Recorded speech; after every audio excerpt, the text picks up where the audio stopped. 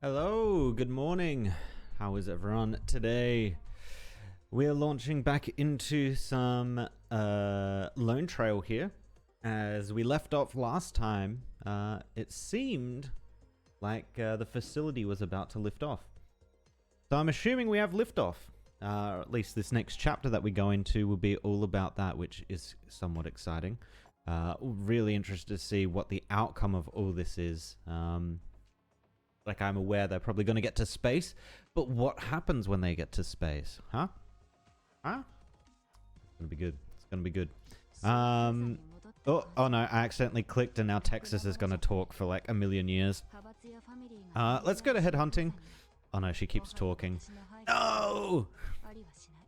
Well, we have one free roll here, our daily free roll. So, let's go ahead and do that. Hope for mule size. Give me a mule size, please. Pretty please. I really just want a mule size, please. No. Never lucky. Never lucky.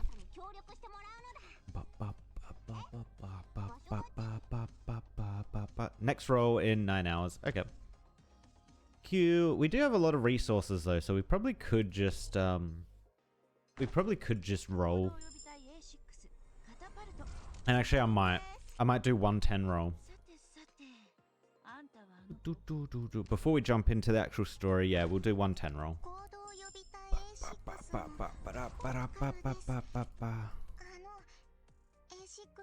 I should probably do this all after the stream. Yeah, we don't need to see this. Operator. Do we? No, wait, hold on. Base. I need to level up Silence, because I want to put her in the squad. Silence Alter, that is.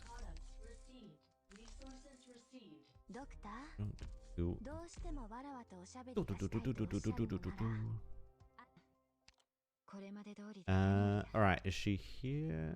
She was ranged, right? Oh. Ranged, where is she? Silence, silence, silence. Oh no, she was support. Yeah, that's right, she was support. Silence, there she is. Boom, boom, boom. Alright, we get her up to 56, which means she's capable at this point, which is good. She will be joining our squad. Get some more resources.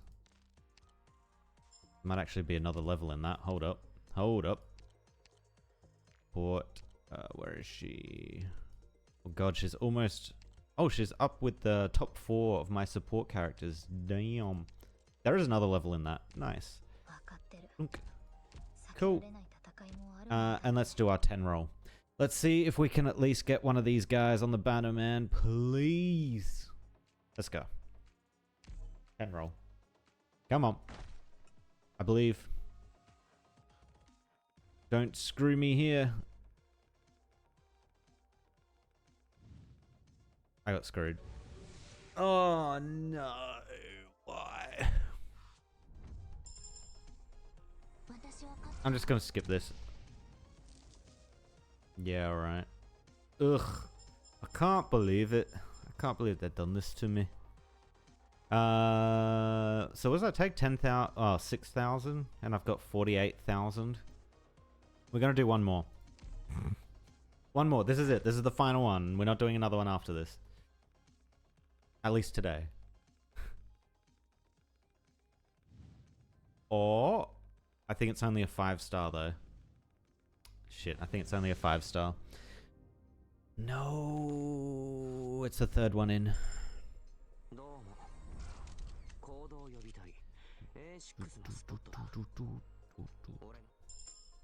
Second one.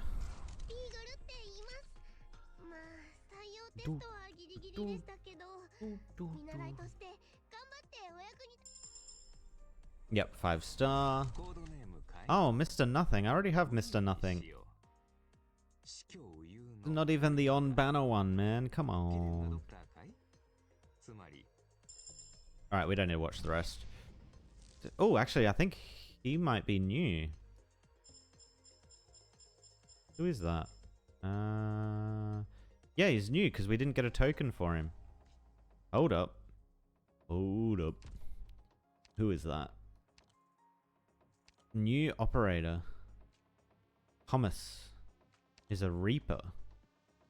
DPS survival. Cannot be healed by allies. Oh, okay. Attacks deal AoE damage, recovers 50 HP for every enemy hit during attacks, up to block count.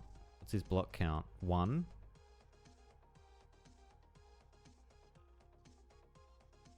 What? And that's just got. Does his ability give him more block? Attack 200 and recover 60. No? What? Okay. There must be an ability here that increases his block, because that is a weird trait and wording otherwise. Okay. Well, that's a new one. And I guess let's just potential this guy. DP cost -1. Cool. Let's jump into it. Main story time. A new age is upon us.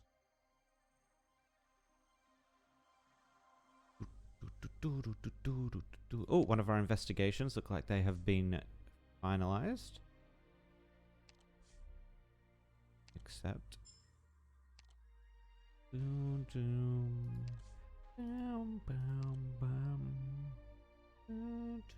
Oh, so we have to do another CW5 for that one. And we need to do stage not yet unlocked. Okay. So we have to wait for that then, I guess. Alright. Let's continue on the coming future. We have a tutorial. I forgot we left on a tutorial, actually. Oh, it is very dark in here, huh? What? Yeah. Man, I need to figure out a lighting thing, huh? Alright. Cutting edge. Tutorial. Let's go. Let's see what we got here. The masses believe that the mechanism inside such refined engineering must be beautiful too. Nasty declines to comment. Gravity switches and planetary debris move along a set path, blocking lanes and dealing physical damage to units they touch. Can be moved by your units in adjacent tiles. Okay. Let's see how this works. Ha! It's not even new silence. What are they doing? She is E2'd though.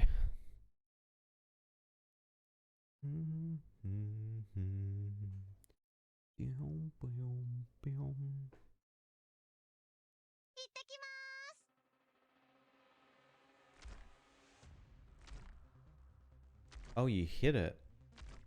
Oh, and it builds up? What's this thing? Hey, hey. Stop fooling around. The enemy is near the objective. What do we do? Don't worry, I think I have a grasp of the structure here. Those rocks are called planetary debris, and we can take advantage of them. Planetary debris only moves along a set trajectory. Gravity causes it to remain at the bottom of that trajectory. When stationary, the massive planetary debris will block the enemy's path, so all we need to do is change the direction of gravity on it. Oh, it insta-kills? Wow. It's super effective. Right, planetary debris deals heavy physical damage to enemies in its path while also pushing them. Be careful, however, as planetary debris can also deal damage to our own operators in its path. And then I guess she moves it and it's going to roll. Yep. Ah. Good work. Stand adjacent. After a certain number of hits, planetary debris will be pushed in the operator's deployed direction. This takes time, but if you have operators specialized in pushing... Wait, does that actually work? So if you have a pushing one, like one that actually physically pushes a unit, it pushes faster? They're trying to change the direction of gravity. I'm here, Instructor Doberman. Good timing, sure. Push that planetary debris to the right. Yes, ma'am. Alright, let's see how much... Does the push do like a huge amount? Oh, it just straight away does it. Okay. With sufficient force, you can move planetary debris directly.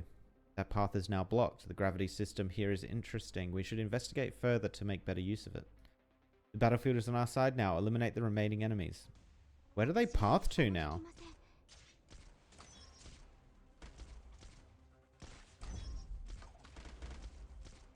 Oh, wow. Okay. That's interesting. That doesn't look like it's traversable.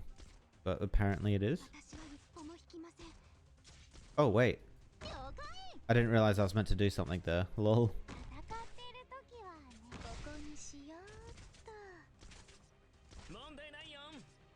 I don't need that.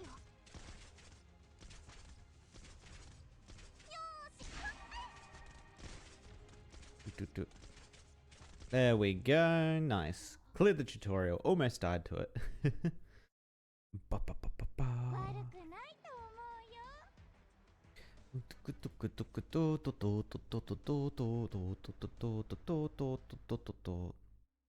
Alright, CDW. I don't know why I keep saying DW. CW. Castle in the Sky. Oh, that's sounding like Liftoff, man. Even ethereal dreams can come true. Okay, so our down and ups are here. Doesn't look like we can block a path. But we can have it like moving up and down here. Okay. Let's go. Story time. Oh, wait, no, silence. You are being replaced by your better half. Where is it? Silence. Silence. There you are. Boom. Get in there.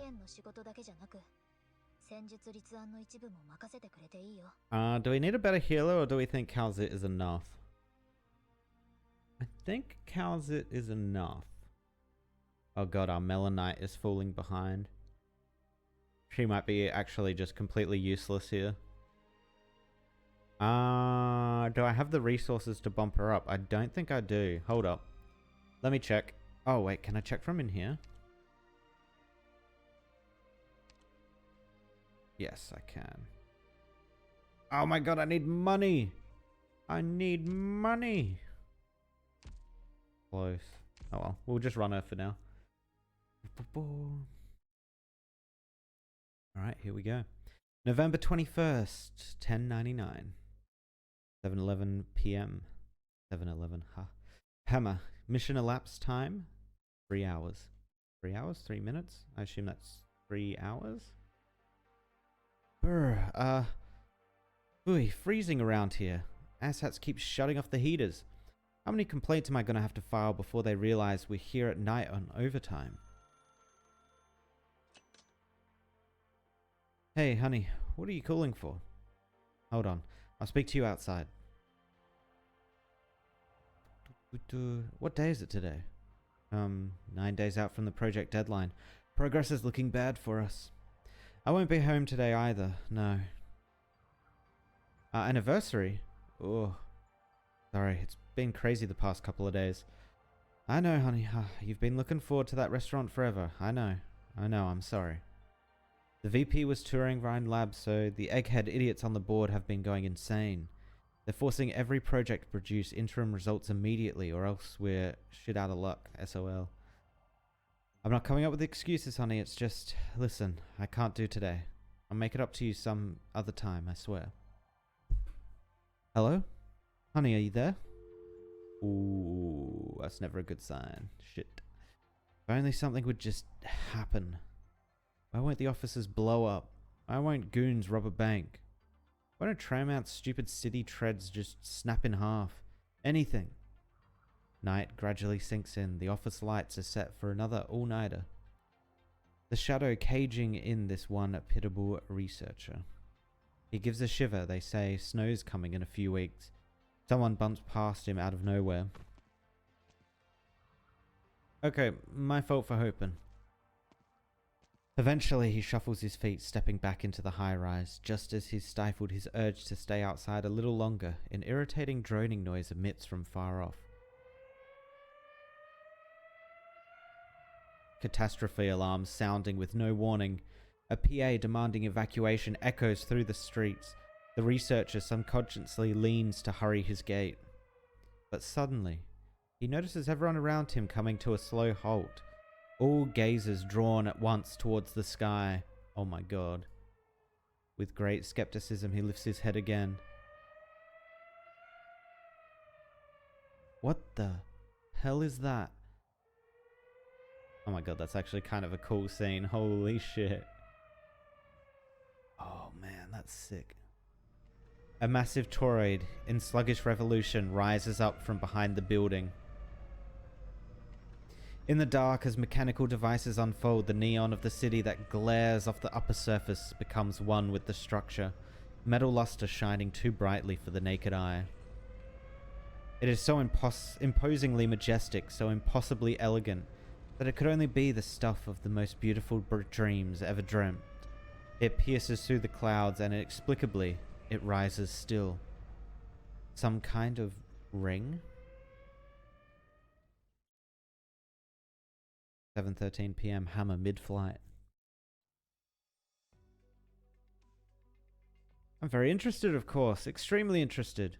Really? Well, that's swell. If our project can get Ryan sponsorship. Take a seat, ma'am. Anything to drink?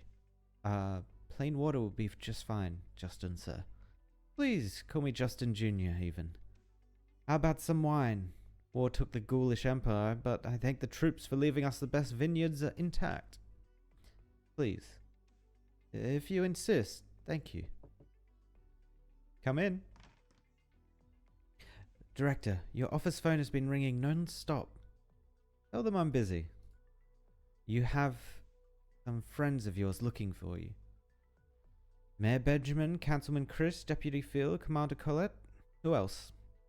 You have a Mr. Lewis, the one in charge of Industrial Sec. They say, who might you be, ma'am? Sorry. I'll wait outside. Don't worry about it. No secrets here. Go ahead. Right. They appear to be extremely unhappy with the articles you deposited at Plate 7. They were under the impression the project was a more ordinary one. Commander Colette went to Mr. Lewis. I'm afraid all Plate 7 monitoring files will be lost by tomorrow. The mayor and councilman have returned every case we've sent them over the past few years and declared they'll no longer be seeking your aid for campaigns. The deputy made some very radical statements. I hear he's got an emergency arrest warrant for the state prosecutor and seems to be on the way here now. I've notified defense, but we can't keep them away for long.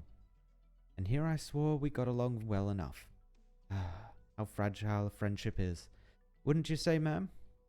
Justin, sir, I'm only here to ask you to invest. I don't think I should necessarily be in the loop on all this. Aren't you curious, though?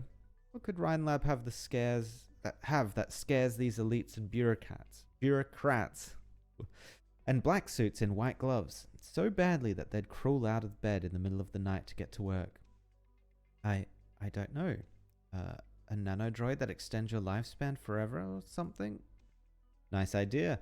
If someone came to me with a prospectus, I've never heard that word before, with a prospectus and technical prototype, you know I'd invest.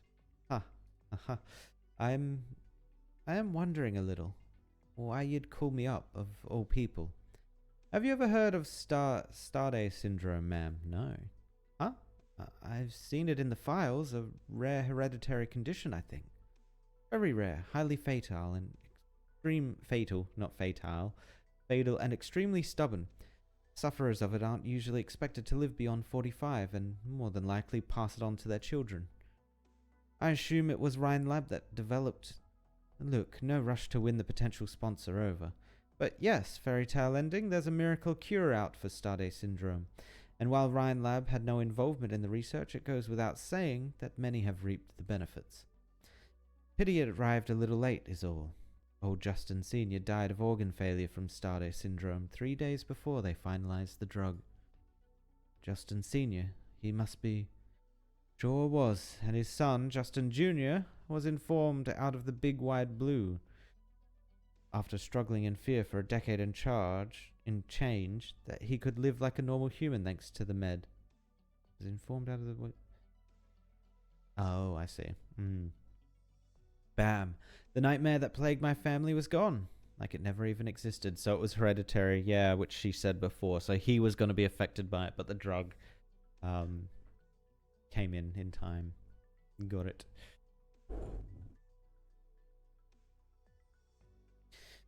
Only later did I learn that the key element in the drug popped up when an intern researcher happened to mess up some reagents. That's fate. Huh, that's how it goes. Well, at least you're free of the disease now. Because of a random dumb mistake. The incapable might call it a twist of fate, and when the curtains are closed, pat themselves on the back for it even. They see it as a gift of chance. But I can't stand it. I won't stand for it. I'll have this phenomenon safe and secure in my own hands. I'll grip it. I'll control it. I'll dictate to it where it goes. A catastrophe alarm. Why does it have to be now? Justin, sir, we need to evacuate. Huh, finally. Oh, so he is aware of it. Justin Fitzroy Jr. Well, if it isn't the Supreme Court, you finally got me. What is your pledge? I pledge it will lead Columbia forth. What guarantees that? Is my participation not enough? Your many friends are dissuading me at this very moment. They tell me Colombian law shouldn't allow your people to continue in their unbridled ways. If a mere fondness for sending out cases of money does unbridled ways make, then what, pray tell, do Kristen's actions sum up to? Justice, you told me that it's not for the protection of any sanctimonious ethics the Colombians' law works. It must hew the brambles for those who make forth. I ask then, what is your verdict? If Colombia's court pales timid and weak, then I should see no reason why it deserves any further tenure. Much obliged. Was that just a Supreme Court justice calling? What research are Rhine Lab even handling? Easy, easy. Rhine's Lab's no danger to the law. You're with a trustworthy firm. But, well, back on topic. About what I've been stashing in the jurisdictional care of my friends. Go, pull the curtains, ma'am. You won't want to miss the show tonight.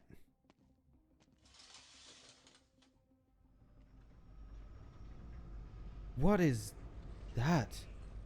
How is something that big flying? Is that another Rhine Lab project?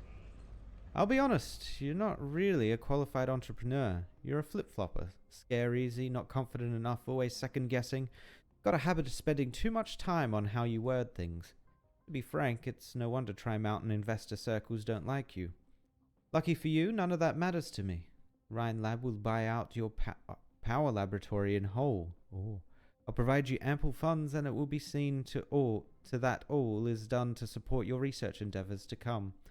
If Lady Luck is on our side, and one day you rise to directorship at Rhine Lab, then it's not out of the question that you might get a little section carved out for you. Just as our young Dr. Franks got. I don't understand. So much has happened today. Just say yes, because Luck doesn't claim the credit here, for it has been my decision. Where the hand of Justin Jr. reaches, there is random chance no longer, ma'am. I help the lunatic to succeed. I understand, Director Justin. Looking forward to working with you. And welcome to the Rhine Lab family. Cheers. Yeah, well, that's definitely one way to get people on your side. Show them a miracle and be like, well, now you work for us. 7:25 mid-flight. Kristen? Oh no. Vice President. Seems we've finally found out, Colonel. Bitch of a process, huh? We weren't anticipating Kristen would have another propulsion unit ready to go for Hammer. She hid the whole contraption under a garbage heap, and now she's sailed the damn thing through Trimant's airspace like she owns it. This is all my fault.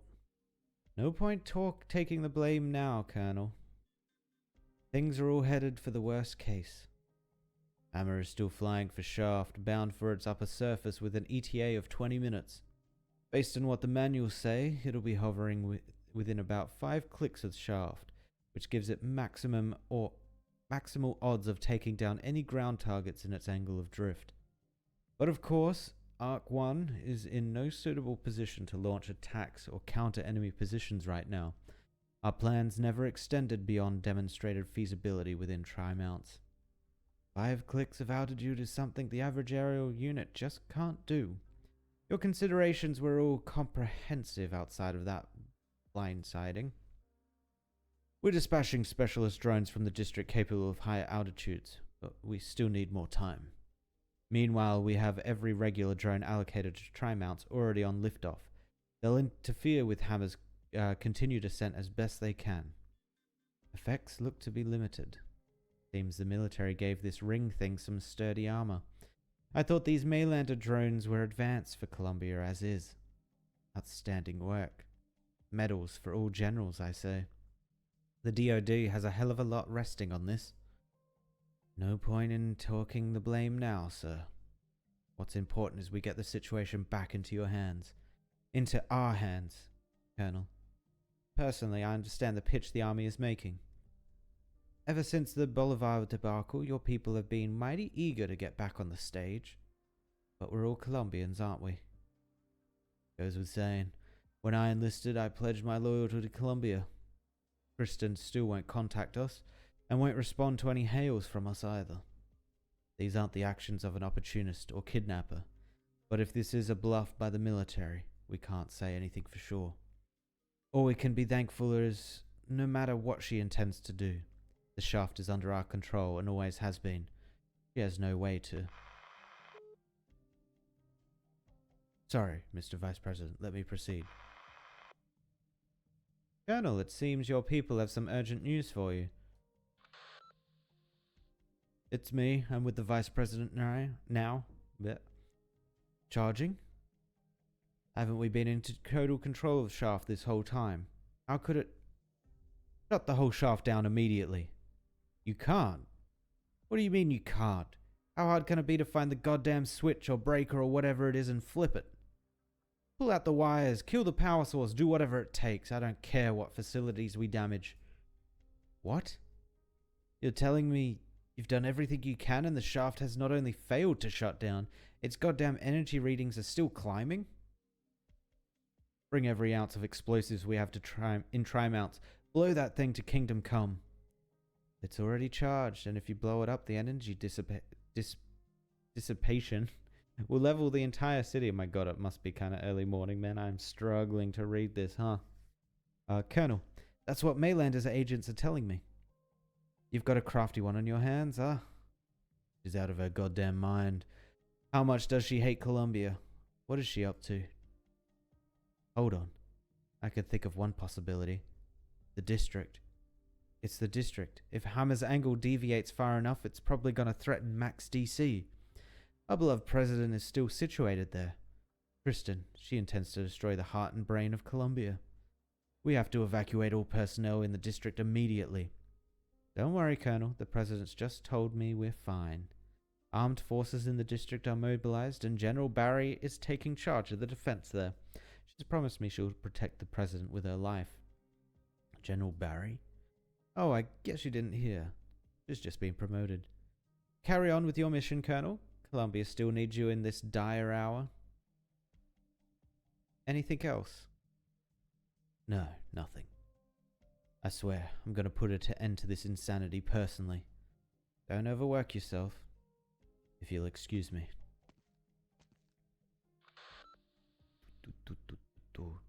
Will these orders do, Mr. President? I'll be honest, I'm not entirely sure about this. Still, I won't question your judgment. I understand. I'll head out at once. You see that? What is that? Is that what the brass is after? Sure is a high-flying bastard. Where's it heading? Out of the city. By appearances, an energy accumulation device. Out of the city? The shaft? What did the Colonel call those things? Arc 1? Hammer? What the hell is that mad scientist thinking? What the hell is that mad scientist thinking? Idealism, obsession, curiosity, initiative. It's a trend that scientists are tied to these qualities. Silence will admit, as a scientist herself, as a former Ryan Lab employee, that when she first caught that tremendous megastructure rising to the sky, she felt a faint tug on her heartstrings, and a mortifying sense of pride. This company she once struggled for was creating, no, had created, a wonder of the land, of the sky. She should be all right's bask in it, shouldn't she? Deception, calculation, sacrifice, and conspiracy. She quickly comes to realizing that this marvel was built upon control. Kristen Wright. As an ordinary researcher, she never had too much contact with Kristen.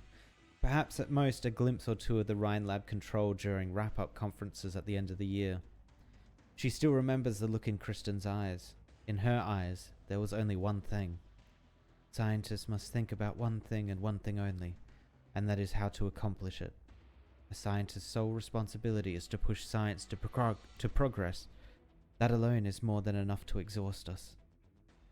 And where is that progress lies?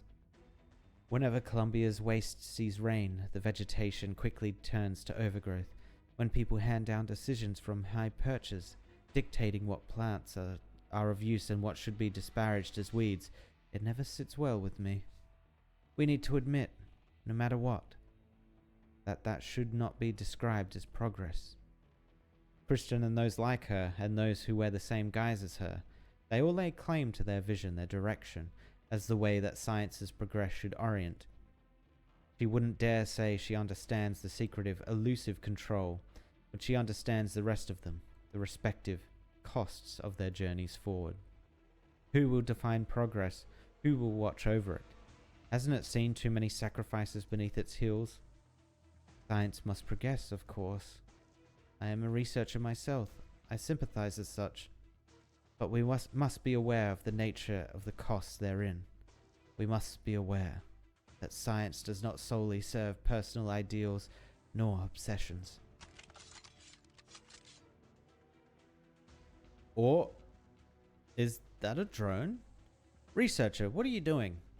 I don't want trouble with you, and the guys in charge don't need your help anymore, so you ought to... Hey, we're talking to you. The hell is she up to? The key, your car key. She stole one of our cars. Is she insane? Shit, we need to... Oh, a freight's there? Wait. No, a freight was with Saria. Silence! Silence! Where'd the girl come from? This is a military exclusion zone. Ah, you guys are definitely doing your job well then, huh? The hell are you doing? Move it! Lol. Military just got clapped by a frickin' teenager. Give me your car key too. Do you know how to drive, young lady? Maybe you need me to... Nope. Just the key, thank you. Shut up. I got this under control. But just to confirm, left one is the brake, right?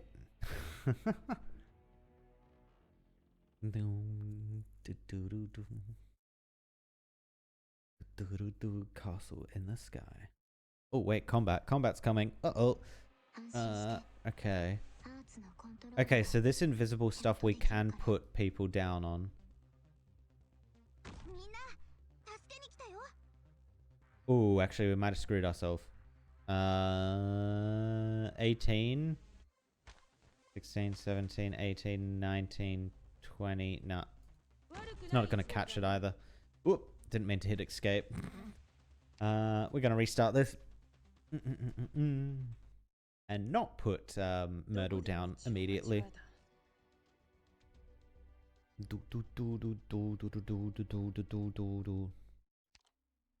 Start. We need Saria or Gav down first.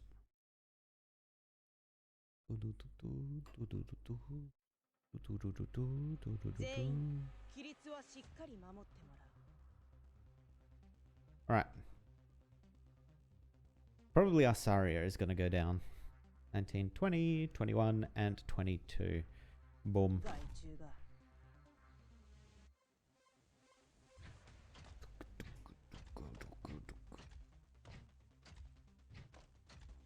Alright, now we can put her down.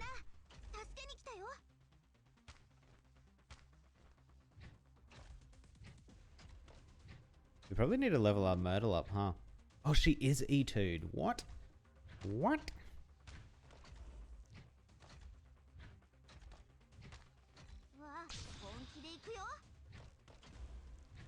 I am going to put Gavial down here. Oh, it's a double lane. Oh my god. Oh my god, I didn't see it was a double lane. I thought it was a single lane. Oh, why am I this bad? Settle down, Gav. Settle down.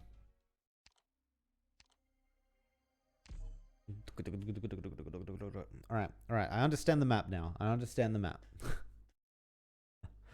Oh god.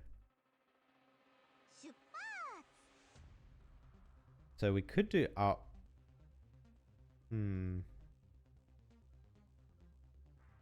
It'll activate instantly too, right?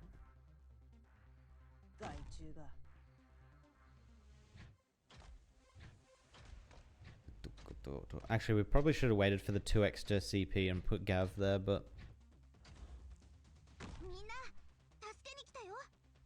But what are you going to do, right?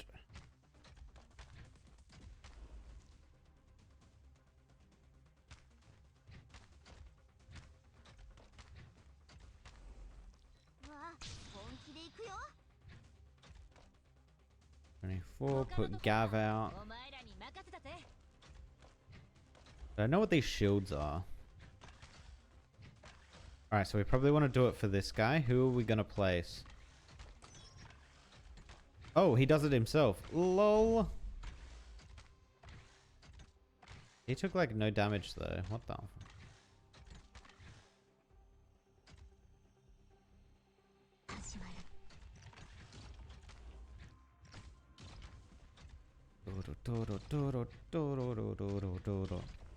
We can probably put a Freet here as well. That'll probably be a very good spot, actually.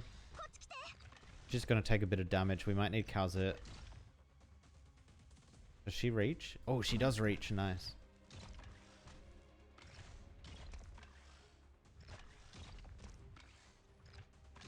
Now we're waiting on a Freet.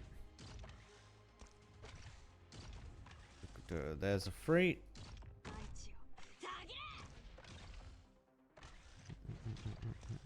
Oh, and she gets the attack speed bonus as well because she's facing up. It's perfect. Is that it? Where's your next pick?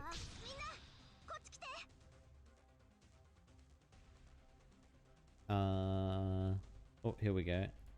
Oh, we got some sword people. Wait, can I put... Wait, can Monster activate it? Oh, is he gonna activate it? No. I think Monster can activate it. LOL.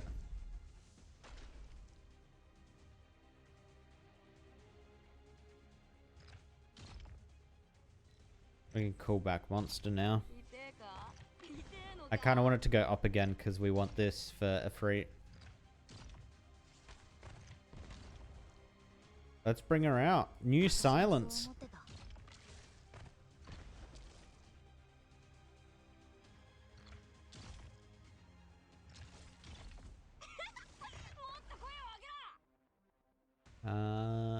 Maybe we'll put out...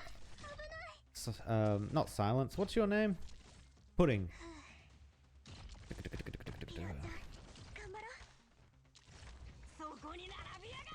Alright, so her ability gain 30 attack speed. While skill is active, can deploy a support drone. Alright, let's try it out.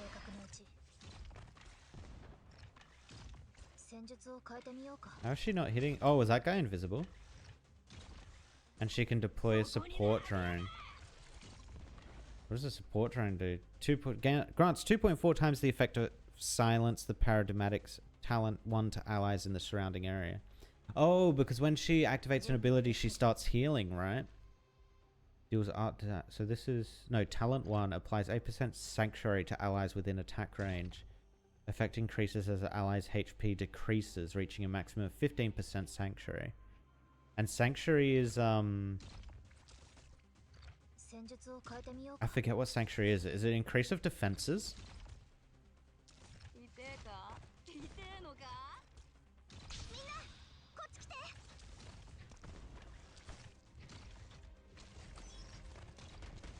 Lol. Okay, I like this mechanic. It's cool. Very intrigued how this is going to come into the boss fight at the end.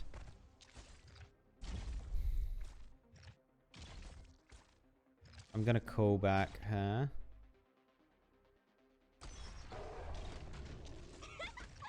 Lol. We almost need a Texas or a not a Gaviel, a Gravel to be able to activate these things.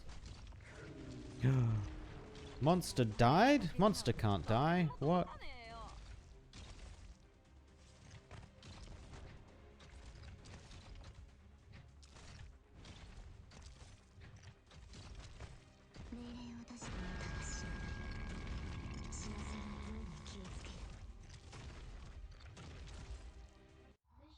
Oh, Rosmontus. Rosmontus's ETH2 ult is just insane.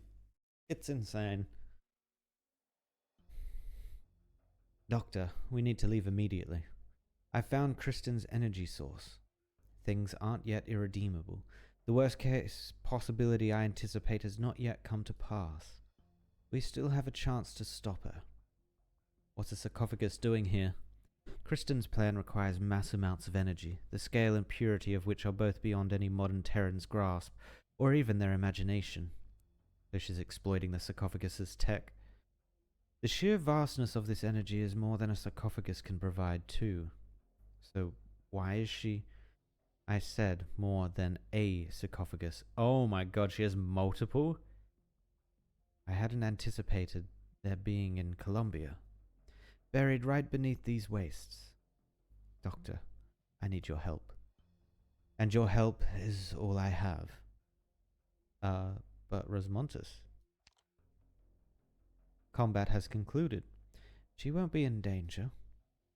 I ask you have faith in her. She may still be a child, but she is nevertheless a Rhodes Island elite operator. And I ask you have faith in the time you've spent with her. Whether the operation in Chernobog or her days aboard Rhodes Island, not one past moment has been for naught, and these experiences likewise mold her even now.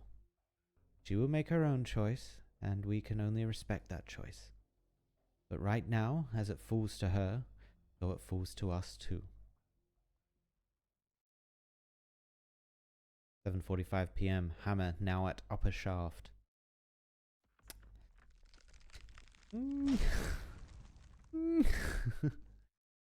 His name's a little bit sketch. Incredible. Who is this? Hol Hayek, maybe? I've always wondered how you learned to fight so well. Busy with all those research projects, and I thought I made efficient use of my time. You never sleep. What are you doing here, Ferdinand? You took the words right out of my mouth, Saria. After forcibly entering a Tri-Mountain military Spec Ops bureau, what could you possibly be doing? Let me guess. You want to find something to chase after that airborne gizmo? Maybe hijack a heavy-duty army drone to tie yourself onto it, for example? Or is that thinking a little too simple, Director Saria? I never took you for the impulsive type. Out of the way, Ferdinand. I have no time to argue with you right now. Would you look at that? How sad. The only 3, well, fine, scientific investigations doesn't count. The only 2 directors' control left out of her incredible master plan just happened to have gathered here. What do you want to do? Stop the madwoman? Or save her? I have no need to tell you anything. I assure you I don't mean to criticize your relationship with Kristen. I was just waiting for you. Listen, Saria. I'm not here to get in your way. I said out of the way. And I said listen.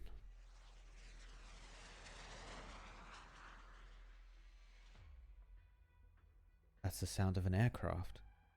Ferdinand, where is that one from? The Horizon Arc project isn't just that superwoman Kristen's floating through the air. It's a complete strategic program. I tapped into some connections to borrow an aircraft they used to surface Arc 1 and blew up the rest while I was at it. Let me be clear. Look across all of Colombia, and you'll find very few passenger aircraft safely able to fly near barrier altitude. They won't need much time to scramble high-altitude craft from the district, but for you and for me, that time is more than enough. You're proposing a collaboration. You believe that you're seriously qualified for this. There's the same old Saria I know. As though you'd have the ability to quell every single problem, even if I wasn't there to help. But I don't have a single shred of doubt about this. If you, in your own words, there is no reason we should clash. Hammer has reached the shaft's aerial space, and the shaft has begun accumulating energy. Oh my god. They should have come up with different names, man. If we let the situation unfold as is, then no matter what Kristen's up to, this will end with the Department of Defense exposed to the winds of scrutiny. And I'm sure we all know how Ryan Lab, as an accessory to it, will end up. And whether it will be a clandestine military proxy or a former director of Ryan Lab, you will be finished, Ferdinand. Exactly. But I'm not about to give in. We can still make it in time. We can bring Hammer back down again in a safe descent before the energy excitation? Excitation? And then there will be room to pull everything back.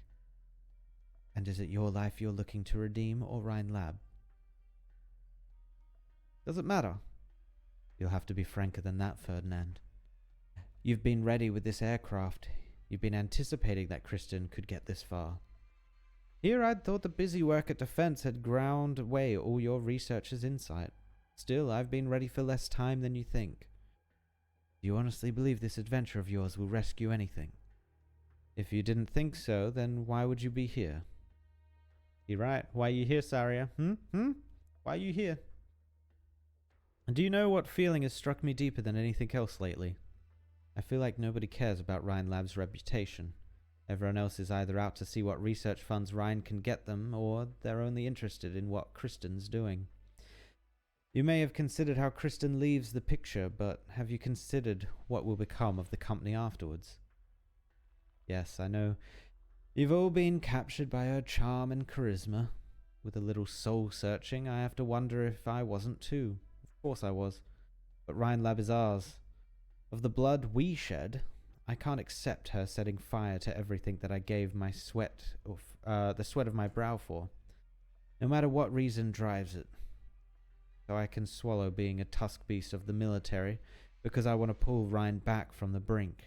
Is that so wrong? I never thought I'd see you telling me this sort of thing. They're very director of defense-like words, aren't they? Frankly, I should be getting a cut of your salary for it. I am no longer the director of defense. Fine. Once the dust settles on all of this, I'll talk with Yara about getting a raise. You need to be re-employed first. Still, you were right about one thing. Rescuing Ryan is far from my only aim. I need Ryan, and Ryan needs me. That's my assessment, born of reason and emotion. However, to put it bluntly, I'm curious. This is Kristen we're talking about. We know Kristen. The army wants to think she's out to blow something up, which is stupid. After working with her for so long, we know what kind of woman she is, and, of course, you would understand her better than I ever could. Wait, is she going to use the energy build-up as another engine, like a second stage engine, to push Hammer even further into space? Huh. Daria, tell me straight. What's going on in that brain of yours? How far is she going to take this? I can conjecture. Conjecture, very cautious terminology. Go on then. Are you conjecturing or not? Those drones currently on the attack may be unable to pierce Hammer's armor for the time being and cannot reach its altitude of hover. But shooting down this maintenance aircraft of yours would be simple enough for them. My guess is the military of Maylander are deploying even greater firepower right now. Specialist drones capable of even higher altitudes, even landing craft to convey troops. Their involvement in the front line is only a matter of time. We need to get your little aircraft with near to no armor and not a single weapon installed straight through a net of drone fire. This definitely carries a little risk. I'll pilot. Suit yourself. Are you actually able to run this thing, though? I learned once in college. 7:50 p.m. Hammer altitude 3,000 meters, so 3 kilometers in the air. Damn, it's gotten high. Jeez. What's like cruising altitude? Is it 4Ks up or is it 40 kilometers up? I don't actually know. No, 40 kilometers would be ridiculous, right? Wait, let me see. Cruising altitude of a plane. Is it 4,000 or is it 40? Oh, it is 40. Oh, no, that's feet. That's in feet. Right. 42,000 feet in kilometers. 12 kilometers. So cruising altitude is between like 12 kilometers and 9 kilometers. Okay, so it hasn't gotten that high yet then. Okay. Ugh. It seems like the transmitter response has started growing stronger. It should be right around here.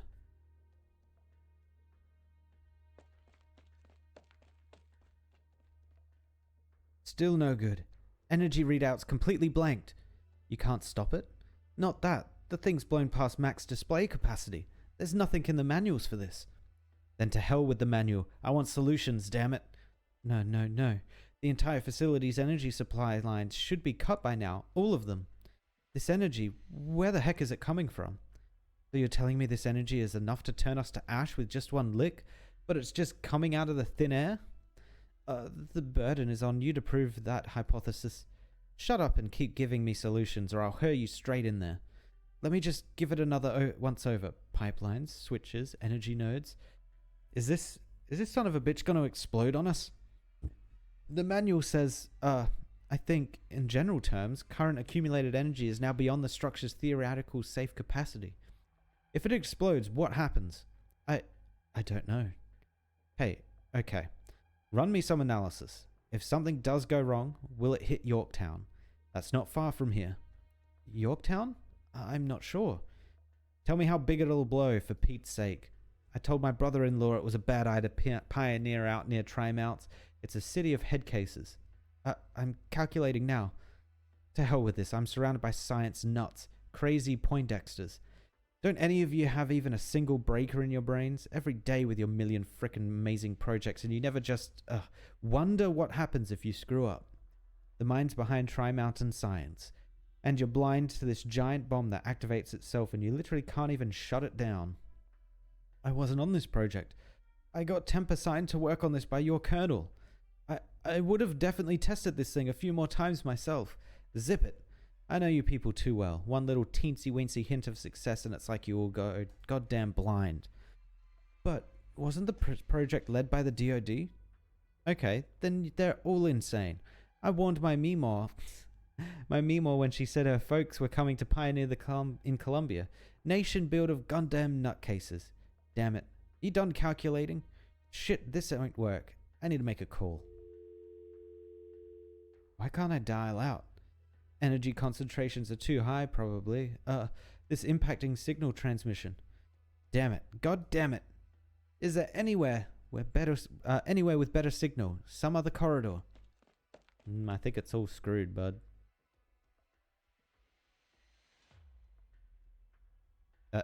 Did she just sneak by, I'm guessing? This has all fallen into chaos. Energy transmission can't be halted. Just what is Kristen trying to do? Transmitter response is still growing stronger. It should be that the transmitter Professor Parvis tuned is all aboard Hammer. So why is there such a strong reaction here too? I have to. Is there a passage anywhere? I need to keep heading down.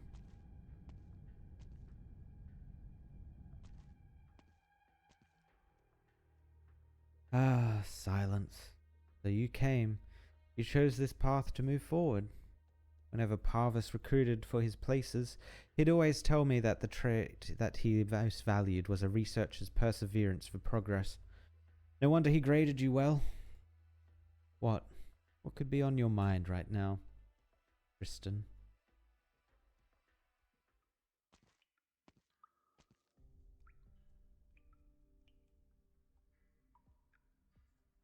Kristen, you've kept our secret so very well.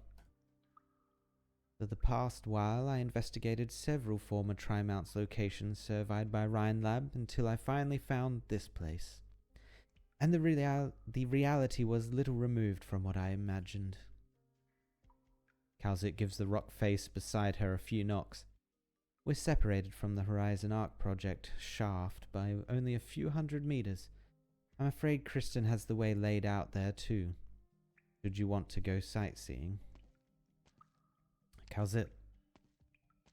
Oh, we zooming. Dr. Serpentine. I presume you've gathered that there is much more driving Rhodes Island to intervene so actively in the Trimounts affair, beyond simply who and what you've seen. Who? Silence, Efreet, Insaria, Loken, and Rosmontus, even the Revenant calling himself the Tin Man. All of them are simply ordinary people, far separated from the truth. Within regards to the Ryan Lab commotion and Kristen going out of control, the military and the Maylander Foundation are like weights once again placed on the scales, trying to preserve the semblance of a civilized nation. But none of that is what matters most. What should concern most? From the very beginning, Kristen has been brushing against something far beyond anyone's imaginations, and what that as a focus has launched a charge against the sky. And with that as a focus has launched a charge against the sky. I worry her actions will bring unexpected things to bear upon Terra. My intent was to stop her before then, but we were one step too slow. On Terra today, interfering in such things is no longer easy. Civilization is much more expansive than I thought. There'll come a day when people step far enough again. Why not share what you know with anyone else? It's not as if I haven't before, but the end result is never ideal. You may suggest those aboard Rhodes Island today, Amia, Closure, the hunters with ties to Eiger. They know a great deal already, which has helped to resolve their own issues. But when you plough the fields, you never pay mind to why the horizons form as clouds, rain and lightning. Yet perhaps you may want to know when the next storm will come. When you plow. When you're doing... I'm trying to figure out what she's trying to say here. But when you're doing the dirty work, you don't pay mind why clouds, rain, and lightning form. You don't care why it happens, but you want to know when they will happen. When you do the dirty work, you don't care why it happens, you care when it will happen. Okay. I understand. So the Eiger, which is this is kind of a good thing. The Eiger don't care why the fight is happening. I assume she means with the Seaborn, right? They don't care why the fight is happening.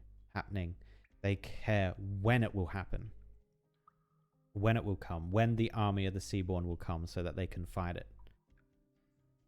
Yeah, okay. The arrogant acts of noble politicians versus repeated catastrophe, the forecasted yield of crops versus new tax levies, these are things that ground life.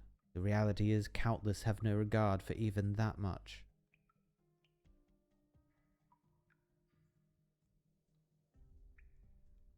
Okay.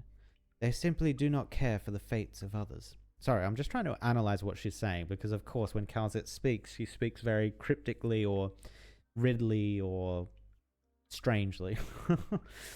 They simply do not care for the fates of others. From a Terran's point of view, even if they did choose to believe such far-flung knowledge of information, what could they do about it? What use would it be?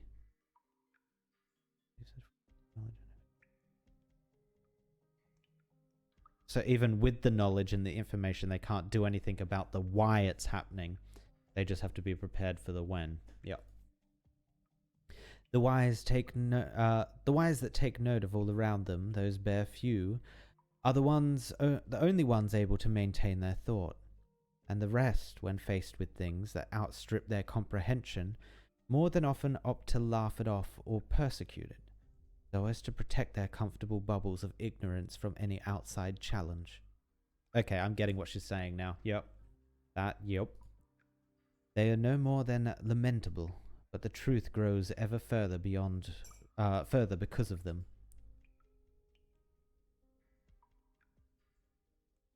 I'm starting to wonder what's just what's ahead of us. Just promise me one thing, Doctor. Go on. No matter what it is you find next, and think next, do not let it shake you. I am by your side. If you choose to, no. No, you won't. I trust the you that accompanied Amir and Rhodes Island to today, and I trust that you're prepared in your own way. Despite how inescapably scarce our remaining time is.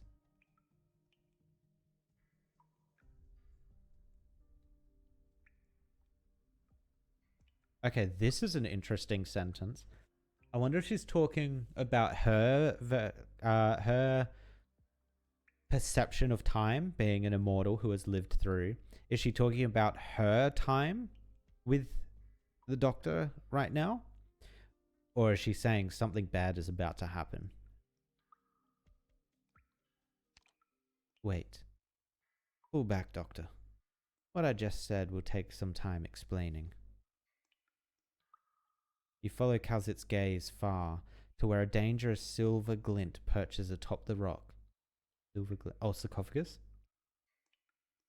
A woman clings to the stalactite wall with nothing but her tail. Oh, it's fucking Holyak. Almost like she's floating in the air, taking in the two of you with great amusement. You feel uneasy. It isn't Holyak's sudden appearance before you, rather that you realize how Calzit, of prudence comparable to an automated machine, has made a mistake so rudimentary, even to you. Holyak gently lands beside the two of you. Her mirthful smile draws scratches across your beating heart. I thought you were more cautious than that, Rhodes Island physician.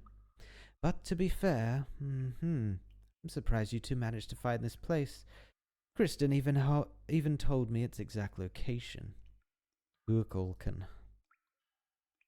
Betraying the Maylander Foundation is tantamount to funeralizing your future in Columbia. What Kristen promised must be far more generous than what Maylander could give you. You and your clan chose a path of no return, and you're trying to find the source of your race's power from control and Loken's research. I advise you to stop. This is not pursuit of the historical self, it is simply self-destruction. A vast time has elapsed in which the elders have lost their legendary powers, and now compared to the remaining ancient races, have no... Calzit's speech is interrupted. Oh, Holyak's tail has quietly pressed against your throat. Yes, there's a sort of pressure your calm expression and tone of voice wreck. One that makes you your database of a brain capable of turning words into weapons. But you know that sometimes speechcraft just doesn't work. The sarcophagus from Locken and the files Kristen got from who knows where are enough to round off this dream we've had for a long time, a dream filled to bursting with power and might. Look at this now. Look at me. My plumage, my flesh, my tail. Memory tells me how it's all begotten by my blood, a high blood by any other name. The Ku'ulkan blood. I'm very strong, aren't I, Doctor? Please loosen your tail when you speak. Ha! I don't mind your composure one bit. But, you see, if I felt like snapping your neck, then it wouldn't take much effort to do it. I remember it happening just like this before. Without all that fantastical equipment, Kristen's hardly stronger than the average person, and I could have just as easily throttled her. But she downplayed, minimized, rejected power. I don't really like the oddball scientist type, but she made me realize, outside of my lineage, what do I even have? It's a cruel irony. The word, she says, clings to you. She humiliated the cooling and the memories I succeeded. I wanted so badly to return the favor. But she seems so impossible to strike at. The placidity, like she'd gotten everything life had to offer. So placid it made me envious. Made me want to claw myself apart. It shook me so badly. She won you over. What is it you want? I want to see how she ends, to guess her true intentions, to unearth her legacy, and then I'll snatch away every last thing that made her up her mind when she ridiculed me. Maybe I'll find an answer just like that, before I return to my longed-for age of Kulkulkan's unrivaled dominance. I want to know, in our own modern sense, what worth that has. What worth I have. That's what I, or Hayek, want to do. I hope you won't get in the way, Dr. Dame Calzit.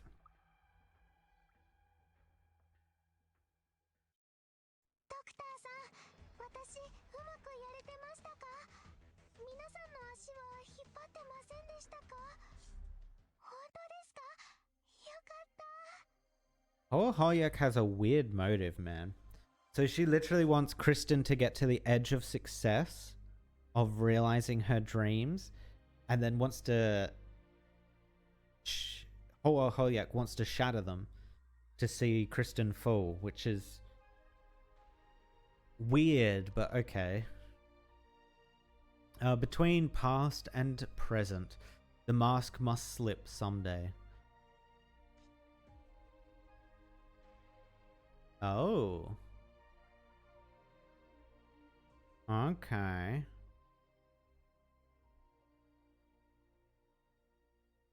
So they're going to have to walk down this these roads, which we can maybe use. Wait, no, we can't. Because gravity only goes up and down, right? How is it going to move along this? Huh, okay. Let's see how this goes, I guess.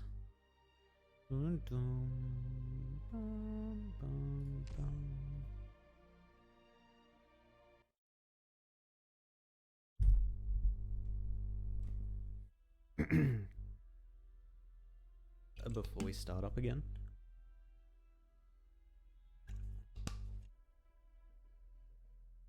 Ah. Funny face you've got there. I think it's monster time, Calzit. Let the doctor go. You can go seek the thing you want, if that really will resolve your misgivings. What? Just like that? We pledge we will not respond in any way to your actions. With the way Saria and the Tin Man act around you, I thought you were going to be the dangerous one. What's wrong? Is that real feebleness? Because you don't carry yourself like someone without the power to resist.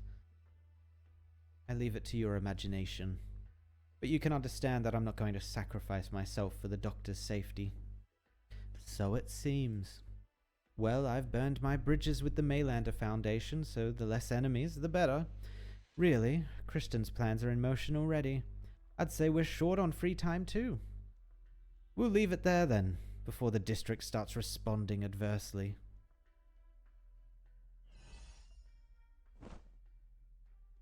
What? Wait, what? Quite right. It won't do for the district to be in true naked danger. We need to accelerate our gain of the situation. And given you betrayed the Maylander Foundation, we really shouldn't let an outsider settle this for us. That means you, Dame Calzit. You're not that stupid. You indulged Hoyak intentionally, looking to seize your moment to act. Oh, so you guessed I'd pursue our traitor. How nostalgic to be exploited by the Dame once again. Intentional indulgence is given us too much credit. The agents we assigned to be by Kristen's side defected one after another. I couldn't help but start doubting myself, and introspecting is a thing that takes good time. As for the lives of you, the two of you, madam, haven't you been too careless? If you unleashed your jet-black vassal, surely restraining her wouldn't have been too difficult. This is not a place in which I can use any weapon. We are already on top of it. That statement of yours is enough to draw considerable attention from the Maylander Foundation, Dame Calzit. Unless you're mystifying us on purpose. We're on top of it. Does she mean we're on top of the situation, or does she mean we're on top of the sarcophagus? And why can't monster be summoned near the sarcophagus?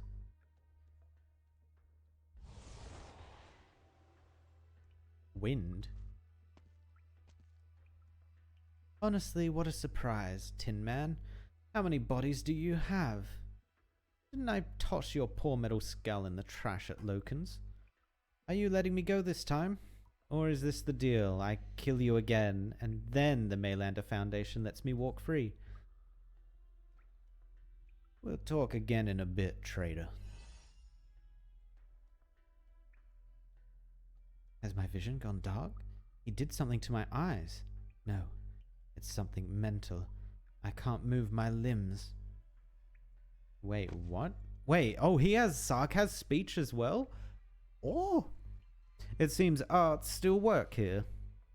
Originium arts are not within the scope of the weaponry sensors. Furthermore, even the full powers of a Revenant would be unable to damage their critical components in the slightest. Then what about the Originium bomb and arts unit in my pockets? Too primitive. But these are state-of-the-art Columbian technology. They could get us buried in the deep of this land with ease. So anything else you haven't told the Maylander Foundation? Are we not able to come together on this? Not even with my being a Columbian or a Sarkaz? All throughout, I have only wanted the Doctor alone to reach this place. The control of Ryan Lab was a misstep in that respect. Me? Regretfully, you don't make the rules here. Beyond my duty to the Maylander Foundation, I have a heavy interest in this ancient ancestral home of a land. There may be leads on Kazdel in there, and I'm afraid I won't be so easily... Speaking. Yes, her Holiak has been apprehended via arts. She's ready to... What? The President himself.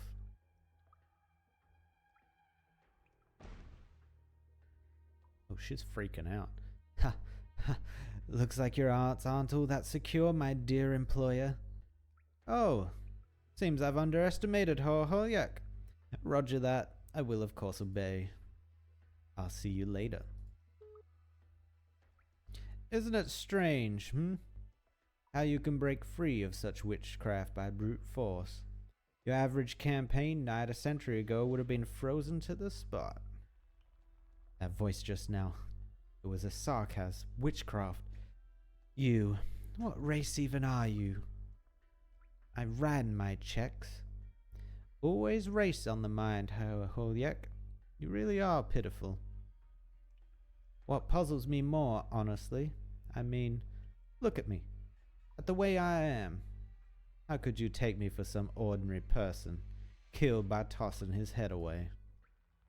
Yes, you have a point.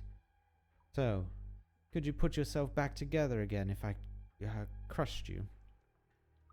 I'll deal with Holiak. You two go on ahead. The President has given me personal orders to unconditionally assist this Rhodes Island party to these coordinates. How very strange. I wonder when he got such a clear grasp of things. So what of you as a Sarkaz? The young Sarkaz detest you, and lovingly respect you too, for a great many reasons. But as I see it, your fight for the Sarkaz will go on longer still. And of course it will merely be so. Now, hurry up. When later comes, I hope you'll tell me everything you're willing to do. You're willing to. I promise that to you. Let's go, Doctor. Run! I'm impressed how easily you give up on your greed. Doesn't the truth matter to you? Don't you want to follow them down there and take in that ancient ancestral home of yours? Growing attached to your mission target on a mission, and then betraying your country with intent to misappropriate vital technology without scruple. Not educating my subordinates properly is my disgrace. Your damages to my body cannot rouse anger in me, not in the midst of my excessively long time undisturbed. But as your boss and an authority of the Maylander Foundation, I suggest you hand yourself in, and try to plead a lenient sentence. You old monster. How much have you lost over the course of your life? Does the idea of duty really still do something for you? I once used quite an amount of arts as a means to avert the trauma too long a time would inflict in my soul, but it wasn't entirely effective. If you look purely at results, I'm a very conscientious one. Death will attest to that in my place. No, I'll defeat you. I'll get everything I want. I'll prove I am my own self. And if that means I have to kill you, kill everyone in the Maylander Foundation, and even be killed by you, then I'll give each and every bit of it my shot. Heh. So this is how fighting for yourself makes your blood pound. Why did I ever put restoring my old blood first? How many generations worth of memories have you inherited, Hoyek? 3 centuries? Or no, maybe 5. It's long enough for a city to be rebuilt anew and destroyed again, or for a dynasty to go from rise to decline. But to me, it is no more than the time needed to rouse myself from a nightmare.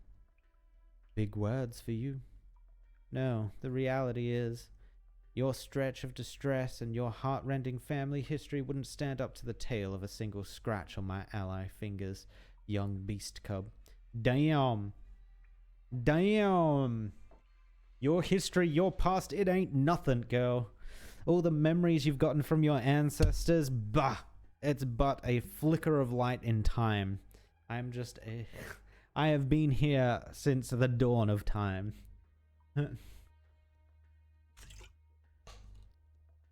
Damn.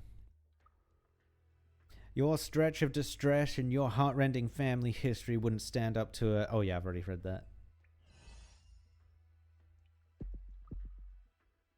Oh, Hoyek feels her heart stall for an instant.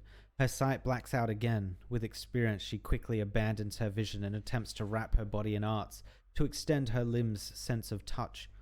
Even among Maylander's seasoned agents, she was eminently gifted. The Kuok-Orkan's memories are not solely a burden, they make her a natural-born, highly veteran warrior. Every part of her body is a lethal weapon, and the clarity of her mind has no equal, and her arts would redefine guile itself. But this time, Hoyak begins to feel a hint of fear creeping up. A prickling, sinking feeling that starts from her eardrums and bores into her brain. She covers her ears in pain, despite the pure silence about her. The cavern scenery begins to change, a deeper darkness diffusing out from beneath the Tin Man's feet. Given you want to delve into history, I'll have to share a little more of it with you. Oh, Hoyak can feel it. Her cheeks abraded by coarse sandstorms. Her shoulders give a faint shudder as if bearing some colossal mass. You made too much light of the weight of history, Kuok-Orkan. You've yet to understand what it means for a memory to be graven. 7:59 p.m. Hammer, altitude 5,000 meters, ascent interrupted.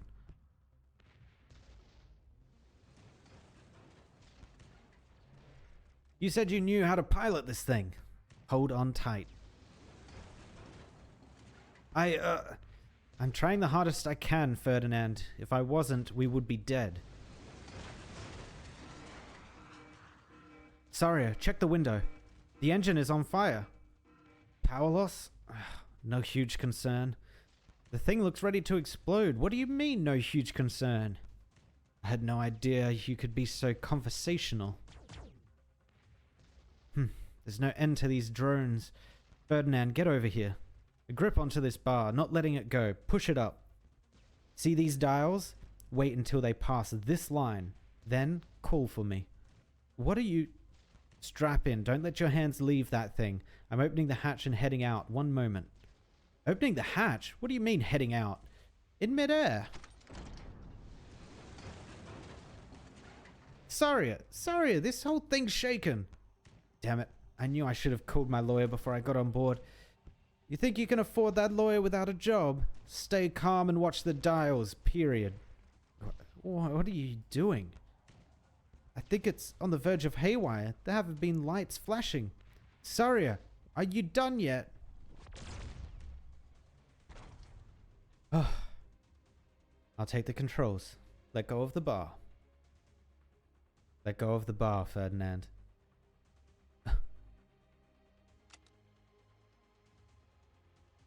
Did the firefight die down? What did you do? I haven't seen you looking like that for years. The pulse device was reverse engineered from Raytheon Industries tech. I was intending for it to hijack transport drones. I didn't expect its time would come now. Status check. Prepare to dock. Under Saria's control, the cabin doors open up. Fierce gales of wind and ice-cold air pouring straight into the aircraft. Lol, did she have to catch him? Ha! Ugh, I should have worn a few more layers. Put on your mask. It'll make that a little bit easier for you. Whoa. What kind of mask is that?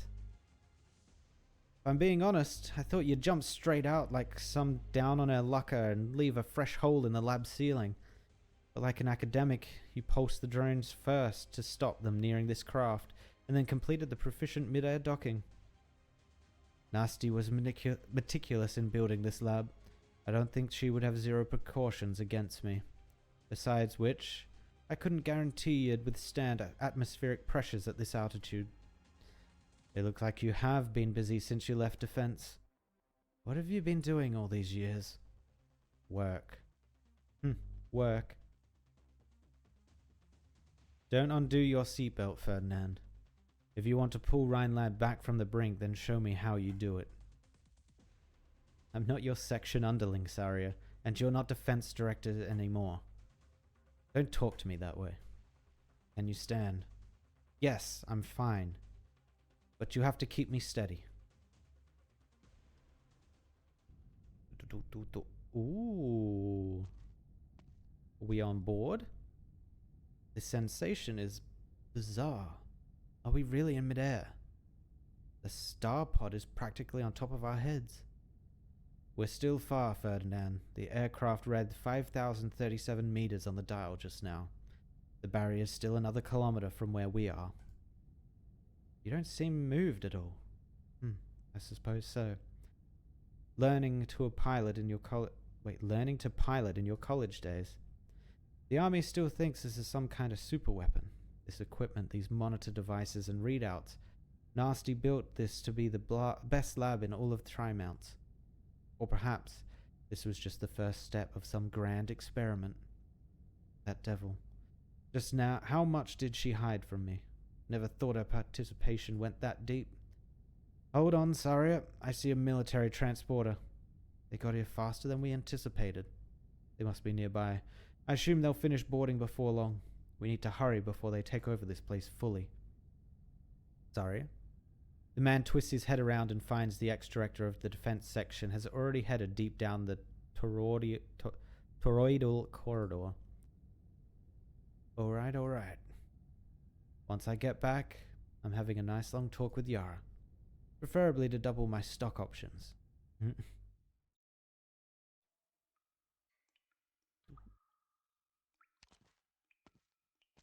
I'm going to be honest, I'm finding difficulty in switching the accents between Saria and him. They both have, I gave them both very similar inflections. You follow in Calzet's steps, so I'm kind of trying to change him a little bit. You follow in Calzet's steps. You've rarely seen her this solemn. You begin secretly to take stock of her as you walk behind her. You realize you've barely ever had a chance to see Calzet in such quiet. Her perturbance begins to turn to tension. To your recollection, Calzet is only unsettled or restless once in 2 blue moons, and each time the aftermath has needed absolutely no description. You move to open your mouth to say something, just anything. What's wrong with Monster? Doctor, perhaps I have slightly lost my composure, but it is for other reasons. I can be sure it's not that dangerous ahead of us. You can relax. That said, you've asked me a great many questions in the past, which I've never answered for you straight. Today you may well finally have your answers. Answers? Or?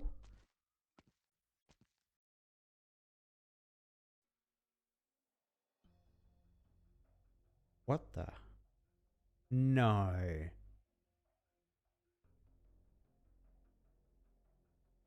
Are these all sarcophagi? It was early as Saria's first contact with me, on the mention of Kristen, that I'd envisioned her going to any lengths to accomplish this. Rashly attempting a spaceflight carries risk nobody could anticipate, though Saria didn't yet know the full extent. Not until the events in Trimounts, until operators Telopsis and Silence were drawn into a seemingly unrelated incident. Yet no matter when, even when I surmised that she was trying to re-challenge the skies, I admit I had no anticipation the situation would be what it is today. With how things have unfolded, without personally witnessing the shaft's scope and scale, Hammer's ascent, and the research Logan Williams is now attempting, it was soon after, with hindsight, that I realized what Ryan Lab control Kristen Wright is attempting is impossible to achieve. Some outside force assisted her, massively influenced her, borrowing military funds and connections, continuing the research her parents left behind. The young genius has used Ryan Lab as a shell to deceive everyone and point herself directly at her one greatest, most obstinate hope in life. She plans to shred the sky. What does she mean by shred? I guessed as much, but then what? She's doing it solely to witness the truth of it all, to make all mankind witness the truth of it. And what happens after?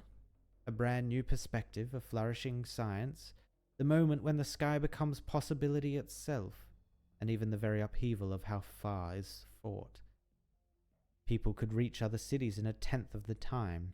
Air vehicles, once a valuable rarity, could become typical transport means overnight. But Kristen has chosen to leave all this to the coming generations.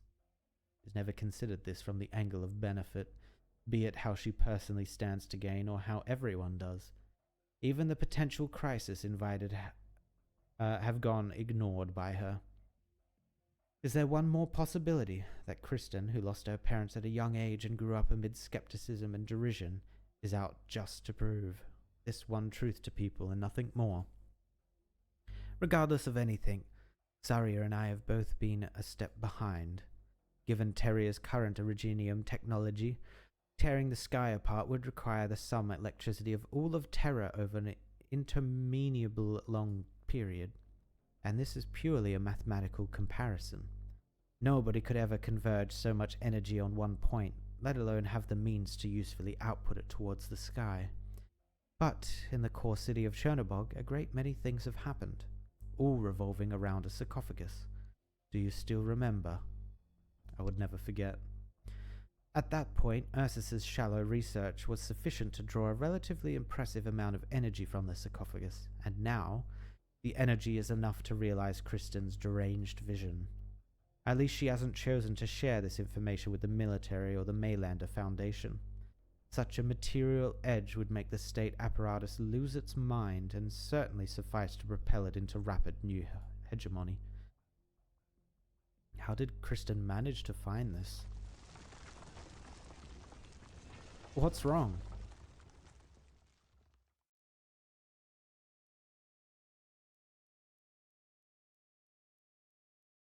Dr. Serpentine, remember what I said. If you can, for the next while, call to mind your past with Rhodes Island. Do not be rattled. A violent light sweeps over your body. You feel a shred of familiarity impossible to process. With no warning, out of all the things before you right now, you recall that scene. The scene you've never once forgotten up to this day. The sarcophagus, a cold, frigid light. Amia grips your hand, You remember nothing. You're drawn into the maelstrom of Chernobog. It is the start of everything. So much time has passed, but some sentiment even longer lived than that fills the dense haze of your memories. It stirs in your grief and reminiscence and discomfort. It is a part of you, yet you reject it with all you can. You strive to settle down your psyche, faced with this quiet noise and dazzling darkness, this indescribable yet infinitesimally brief torment. Your vision returns. I don't know, I'm still being flashbanged. Oh, it went red. What the hell? You narrowly avoid a gasp of surprise that this unknown structure has preempted you, and the sounds of resuscitation echo through the vast hall.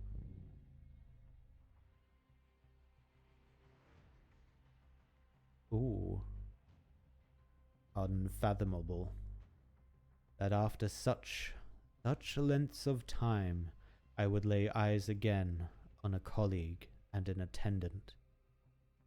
Truly far too unfathomable. Why can't I understand your language? Who are you? Who am I? Who am I? Why would you use Terran language? Are you not aware of my existence? What the fuck? What is this? What happened to you? Answer me on that one's behalf, attendant. AMA 10.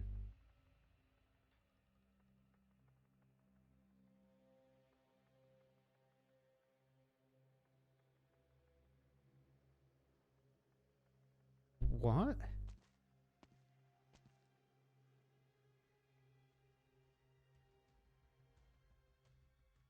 No, you can't stop it there. Oh my god. Wait, is she the attendant?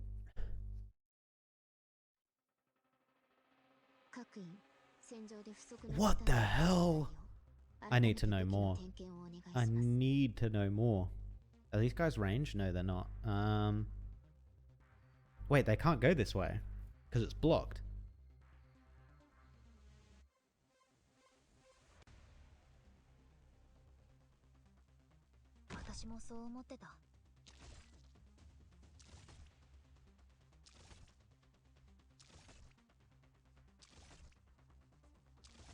Yeah, they have to go this way and around. Got it. How do we get the ball to go that way, though? Does this work?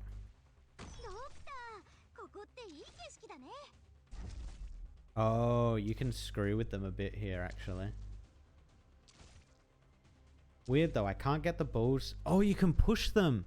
Oh, it all makes sense. I get it.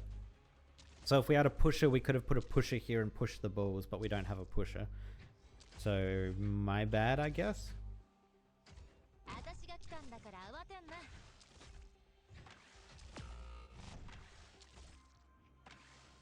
Wait, how did they do so much damage? Hold up. Restart. We might need a pusher. I might need to get a pusher. Wait, don't we need two, though? You'd need two to push it back and forth. Yeah, you need two pushers to be able to push it back and forth. So we're going to... Oh, no, a free is part of the story. I want to keep a free. Who is not part of the story? Lapland, you are not part of the story.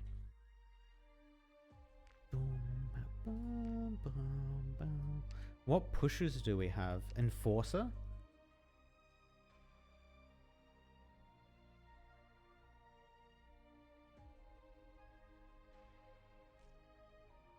Okay, we pick that up. And then we need another pusher on the other side. Do we get rid of Suzerain? I think we get rid of Suzerain and we pick up...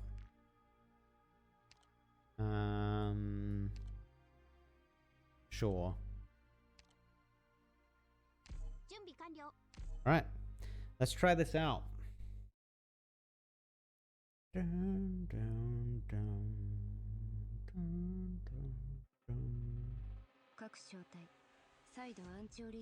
Oh no, I can place people up here. Interesting.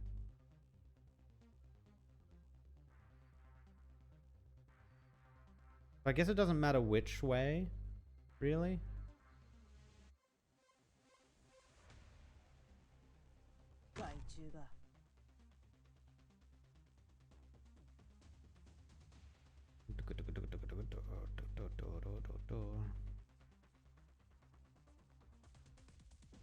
I'm not sure why there's a space here. Yeah, I'm not sure why they're there.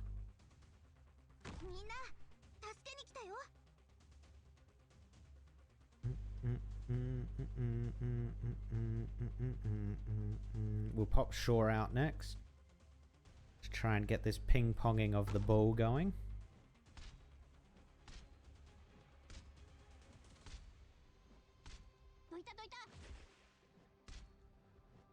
Wait, that didn't work?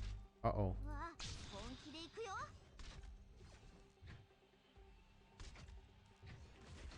They're gonna deal so much damage too, aren't they? I'm gonna have to put Monster down.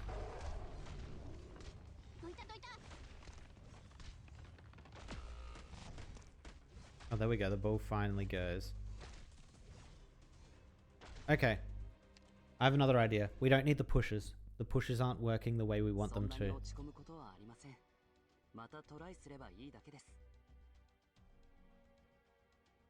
What we need is one of these guys. Maybe we just take Lapland. Hold up. Let me see. What are these guys weak to? Okay, they're weak to physical. So it won't be Lapland then. It's going to be... Actually, do we take one of these? No. I don't think so. We take one of these. God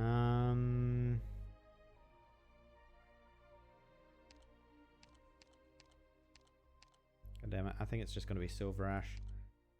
A escape? No, he changes to arts damage. I don't want him to change to arts. Frostleaf, maybe?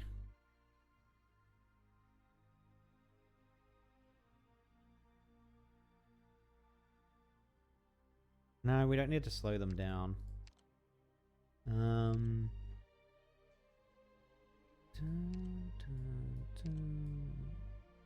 it, I think Silver Ash is literally the best one here. I need to get a couple more Lords leveled up, I think. And then here we want maybe Gravel. Actually, maybe Kieran. Because Kieran attacks a lot. Yeah, let's do Kieran. Alright, let's try this. I think this will work better. Bum, bum, bum. Bum, bum, bum. Music for this this stage has been on point.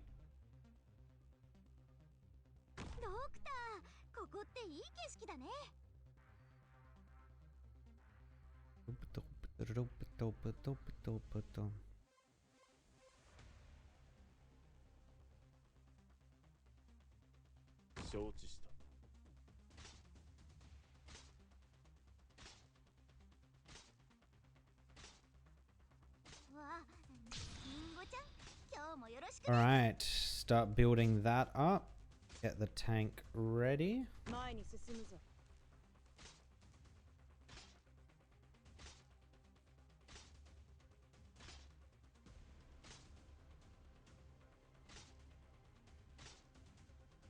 Wait, I already have ult? Dude, they deal so much damage. What the hell?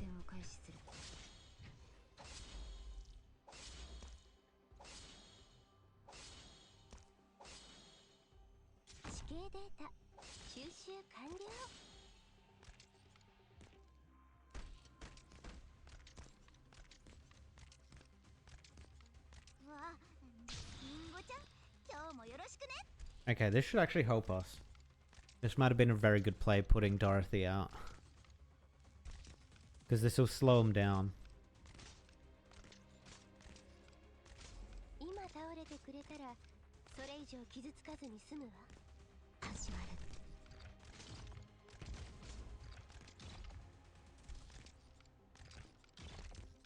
Okay, we need to get Kieran out.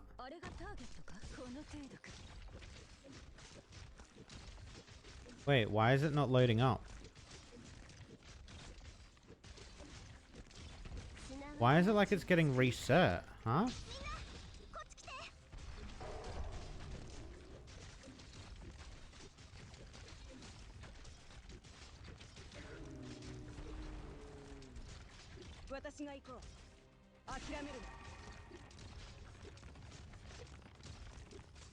Oh my god.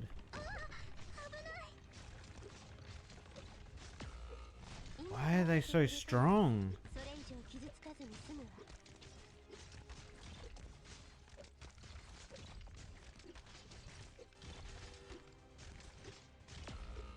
And what is going on here? Why is the ball not charging?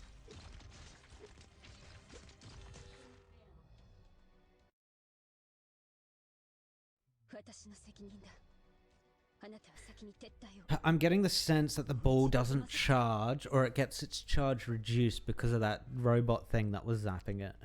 Let's have a look. Attacks in 4 directions, dealing arts damage, increased damage to nearby targets. Continuously tries to push nearby planetary debris. Okay, so we were kind of battling for the debris.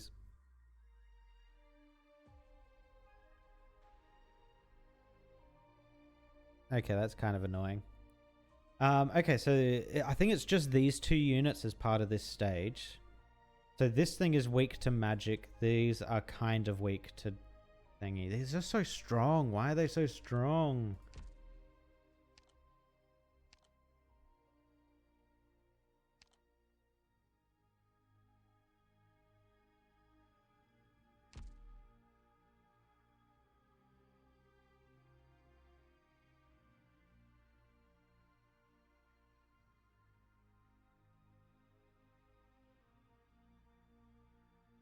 Ah.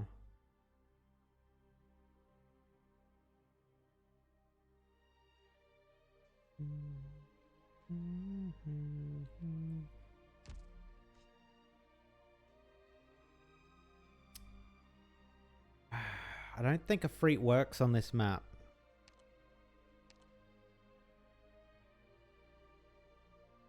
Yeah, I would taking a freak out. Even though she's part of the story, we're taking her out. We need something else. Skyfire?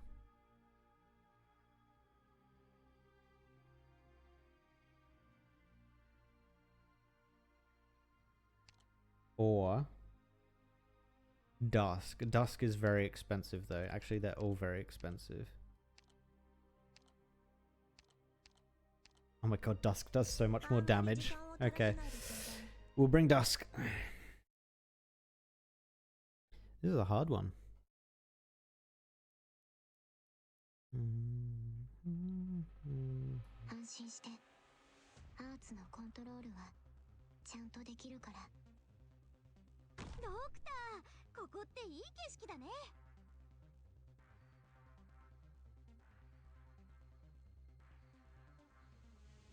I guess you could use this at the back here to take them out. Okay, there is an interesting strat you could do here. It would take a lot of,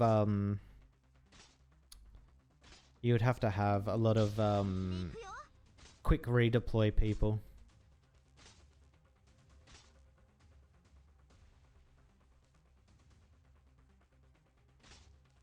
She can't even get a heal where I need it to go.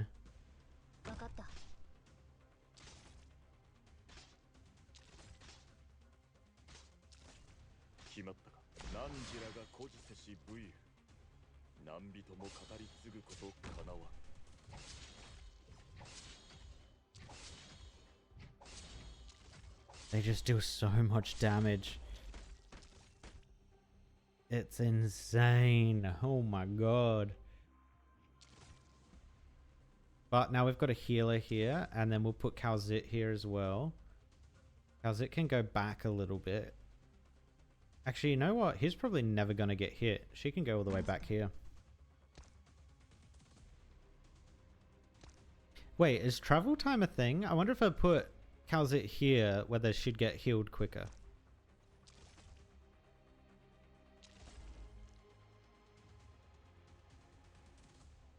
And I'll put Monster here as well.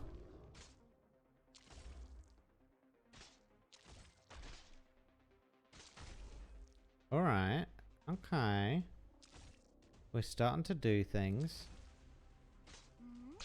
I need more magic damage there.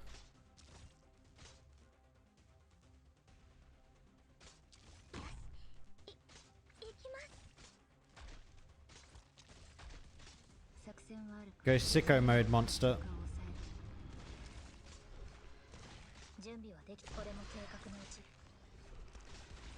Heal, silence. Silence, heal. Silence, please. Oh god, silence.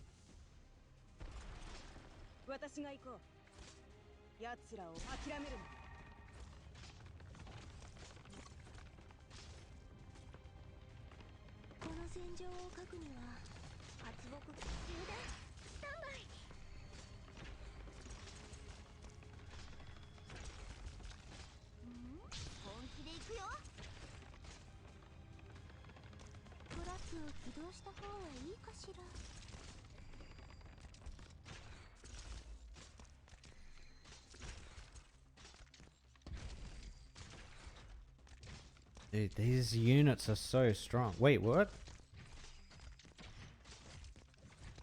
Oh, it's gonna push that. Oh, no.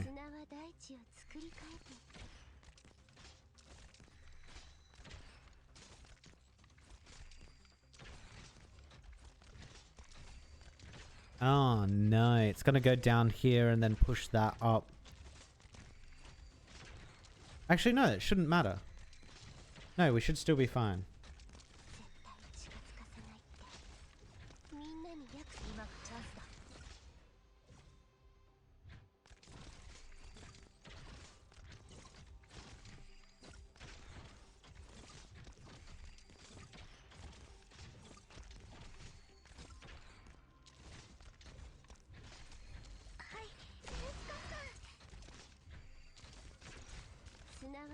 Sure, at this point, Dusk, you need to go.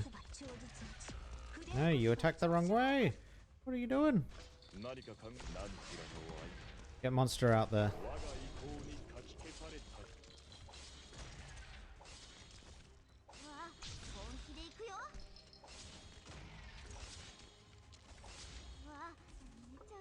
Oh no, the push is still there. God damn it.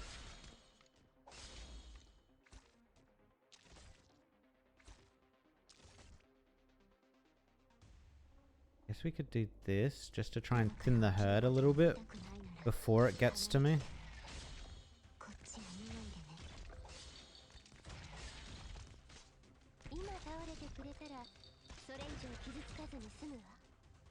Calzit can heal there, right? Oh, maybe she can't. She might not be able to heal that. And Silence can't heal it either. Monster might die quickly here.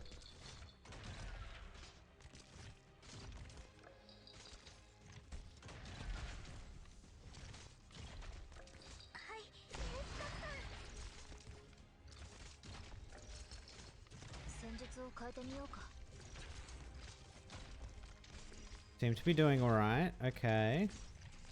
Oh, and this is the last one. Ooh. Okay.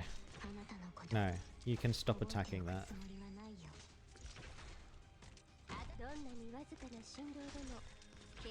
Okay. Those pushing bots are kind of annoying to deal with, but otherwise, success. Oh, answers, answers, answers, answers, answers. I order you to answer me, attendant.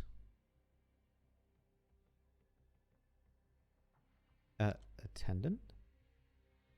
Dr. Serpentine is an amnesiac. The doctor is not one among those you recognize. Not anymore. The doctor is now one of terror. One of Rhodes Island. One of terror? Am I an alien? I came here with Calzit. Wait, no, I'm not immortal though, am I?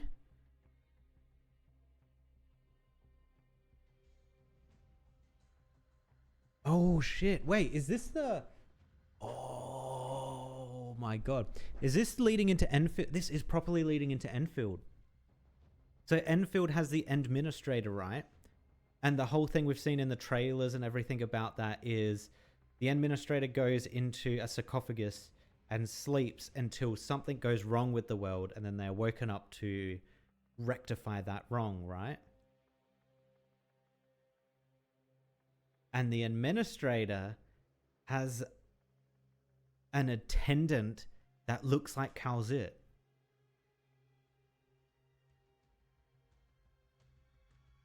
Are they sent to the over story? Are these people sent to the worlds to try and stay? But why? Okay, so they're sent to the worlds to look after them. But why is the world not told about them? Why is the world not aware that there are other people out there? Oh my god, this is huge. What the hell? The Doctor is now one of Terra, one of Rhodes Island.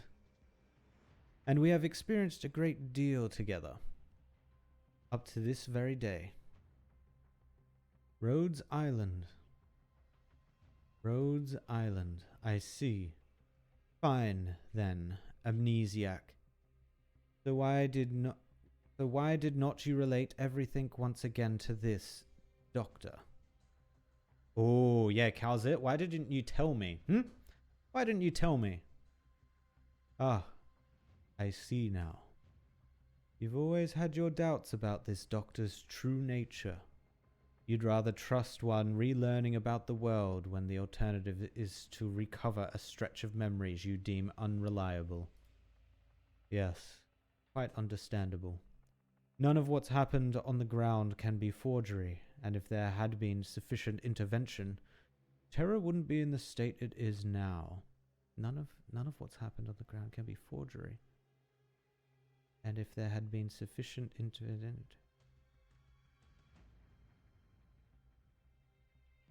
Is he saying... Is whatever this is saying that Terra is in a point of like... is just scuffed at the moment? And if the Doctor had been woken up and taken care of things properly, it wouldn't be like this. What the hell? It seems not a thing has gone as we hoped, even if you don't remember that, Dr. Serpentine. What a rare chance this is, to meet the two of you here, yet under these conditions. Well then, Dr. Serpentine, the amnesiac, and AMA 10 claiming the name Calzit. What did you come here for? Has Kristen put nerves in you? Has all this flown beyond your grasp? This guy knows of Kristen?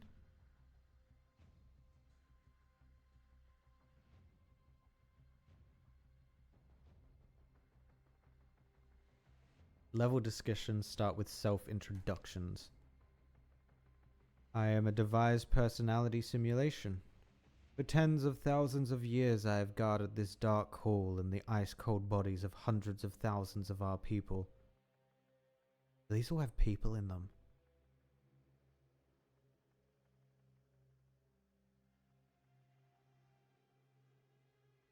Tens of thousands of years.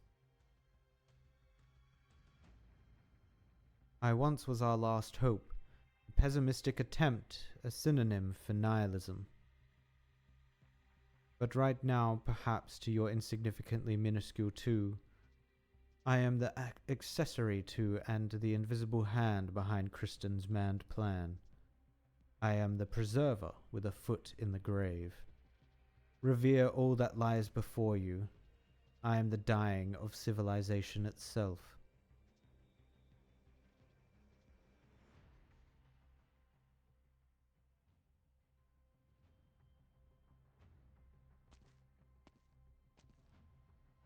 Position correct. Transmitter response extremely strong.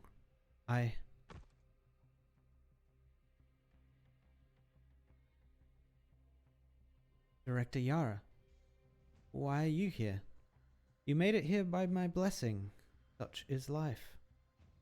You aim to stop me.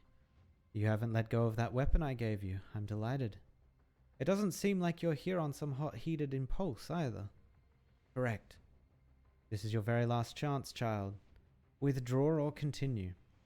I will learn to be the warrior you described, Director Yara. Silent, you're fully aware that Kristen is not about to target any town in the land with Hammer's received energy. You have no need to stop her. Like any scientist would, she is preparing to go where none have set foot before, and that's all. Perhaps so, Director Yara. I certainly don't know control like you do, but if you say so, I'm willing to believe it. However, I will continue to attempt to bring a stop to all this, and I will make no exception, even if you're the one that stands in my way. Why? Because whatever this experiment is, if Control freely conducts it and succeeds in it, and this being the control of Rhine Lab, we all know, whether out of emotional confidence or rational judgment, that she is very likely to succeed. What do you think the researchers of Columbia are going to see in her? After holding your job in Rhine Lab Human Resources investigation for so long, you would know the people here inside and out. A hero. Kristen would become a hero and an idol throughout all of Columbian science. Yes, you'll become the scientist paragon, the benchmark of a researcher. And then the floodgates will open forever. Item after item, project after project, researchers will be in perpetual delight. But Director Yara, only she is Kristen Wright. Only her. And the others? The ones bragging about themselves as geniuses and leaders? The ones inspired by this pioneer spirit by any means necessary? The ones who'll put her own obsessions and ideals into practice, all without the slightest apprehension? The greedy, the egotistical, the overreaching, the stubborn, the ones like us. If they take the conduct of Run Live's control to be a virtue, then that is a future I'm sure you can imagine the shape of. Perhaps we don't even need to imagine. With the research you yourself conducted in Rhine Lab, you've never been in the dark. I know very well, Silence. I know very well how much of that kind of thing has happened and is happening inside Tri-Mount. No, within the borders of Columbia. There have been plenty of insane and alluring projects placed before me, their owners starry-eyed, their smiles sincere. They wholeheartedly believe they serve pure science. They're the pioneers of the wilds that we know. Well, all you and your colleagues have to do is evaluate whether inside their experimental plans, their grand blueprints, there lies even the off chance it might incur the slightest cost or waste. Cost? Sometimes it comes in the form of a fertile field, and sometimes it's some number of terminal patients or death row inmates. Sometimes it's a village or a town, and sometimes it's some specific race or even nation. And as I see it, sometimes it's their own selves too. Are you scared of that, Director Yara? What are the possibilities for science's forward progress excites you, even you to no end? Director Yara, never upon this earth has there existed a specimen of pure science in a glass bell. Science lies in our hands, in the people's hands. You have to know its temperature, its weight, whether it burns people, whether it will bring suffering, or whether it will console. Those people forever claim that they're the way forward, but all they do is set foot with wild abandon in whichever direction they wish to. But Silence. That is what progress is. Nobody knows where the path lies. This is the walk they must take. The fortunate will find the right place and enter the light. The misfortunate will run into dead ends and spin in circles. But there is no way you can make them stop. You're a researcher yourself. You know what's most unstoppable of all. It is craving. Matter can't bind it, morality can't bind it, and rules can't bind it all the same. Across this land, all throughout history before Kristen, there were those greedy, egotistical, overreaching, stubborn people you speak of. And when did they ever stop? And so, from now on, they must stop. At the very least, they must stop before stopping to see just what sits beneath their feet. Director Yara, I feel Scientists' fuel should not derive from cravings and ideals, nor should it come from calculations and choices. Science is a clear, incisive look at every one of us. Silence, you've said something very beautiful, fit to be hung in the corridors of a university library. But I'm afraid not one researcher is willing to see that quote on the walls of their lab. It is lip service. And so I will make it practice, Director Yara. I don't want to give up midway, and I still have your blessing. Silence, Kristen has spent a very long time readying this plan. I don't know how much she's poured into it, but her determination can't be any less than her parents' was. You're fine. This isn't you, it's me. I can't even watch this. I don't want it all to melt into thin air again. In which case, Director Yara, what is it exactly that you hope for? See Kristen succeed, or to bring her back safe and sound? I know a researcher who goes by Ruby. Her greatest wish is to clock out on time and retire without hassle. I just ran across a soldier. I imagine his only wish right now is to get out of this out-of-control shaft without incident, and then flee the clutches of Tri-Mounts and its scientific loons, together with his family. Is Control's wish any more lofty compared to theirs? Because the thing she wants makes sufficient progress? Or is this simply because the feelings between you and her are sufficiently close? Director Yara, you know this isn't fair. You can't be this selfish. I am this selfish. I can't use morality and justice to fool myself in order to let you pass. We must concede what emotions weigh. Kristen has this dream. I can't just stand here and fold my arms. Silence. You would understand this, wouldn't you? But if we can't stop Control, she could very well still. She won't. She won't, child. I know full well when she set this project into motion, she never planned to return.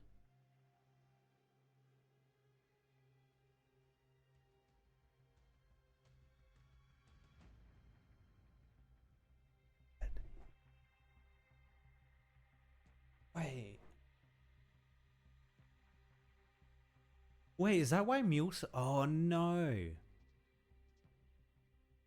Is she taking this up into space, no plans to return, and Mulesice is going to join her in the laboratory? And they're just going to do science until the end of days up there. They're going to continue doing science. They're going to continue doing research. What the... Since long ago, even since we first met, there has been no taking back any of this. Silence, it makes me very happy that you could stand in my way here. I can even say that I support your viewpoint. But as Kristen's family, I still won't let you through. Go on and show me. Are you really prepared to bear every word you've said? What you face from here on is more than a single Parvis or a lone Kristen. What you face is every person that attempts to forge forward. I will. I must be ready. I promise you this. A scientist must press forth and is bound to press forth. Perhaps some, like Control, will be more proficient at the forward portion. But there must be someone to step up and ensure that science remains in the people's hands. Oh! They actually fighting. Damn. Oh, we're back. Preserver. I never thought it would truly be you. But if it is, then how can you be? Aiding in a little animal's mad schemes, or witnessing a young civilization take its first step beyond the cradle. You came too late, Doctor. My wait has lost all meaning. I need more explanation. It's you helping Kristen. He used some means to get in contact with you. Terra's history, civilizations, languages, races, technological attainments. I have come to know it all through Columbia's networks. Hilariously, modern surface information transmission isn't even able to cover the globe. but your methods of mutually assured destruction happen to have evolved with competent efficiency. Damn. Terra's methods are too primal and reliant on originium, and with such conversion rates, realizing Kristen's attempt, the energy source required would be outlandish. It's near to impossible that Terra could have the technology to solve this enigma, save for... Correct. I gave her the last of my blood. May as well supply a new heart than watch over a dying light, perhaps. What's dying? What does he think's dying? Does he think Terra's dying? And he doesn't want to support it anymore? Or is the power source that he's providing to keep all these people in the sarcophaguses alive dying? You actually, honestly... Why do you not regret it? All your efforts over such an immense amount of time, all gone to waste. Yes, gone to waste. I shut the project down personally. The orders were input by myself. It's a decision I cannot under any circumstances regret. It'll be soon now. Very soon.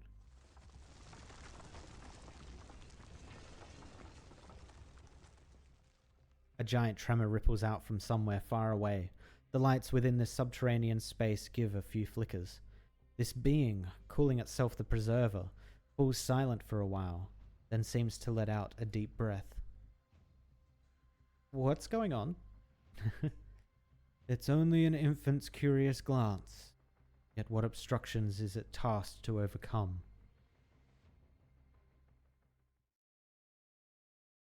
8:11 p.m. Shaft. Energy accumulation abnormal.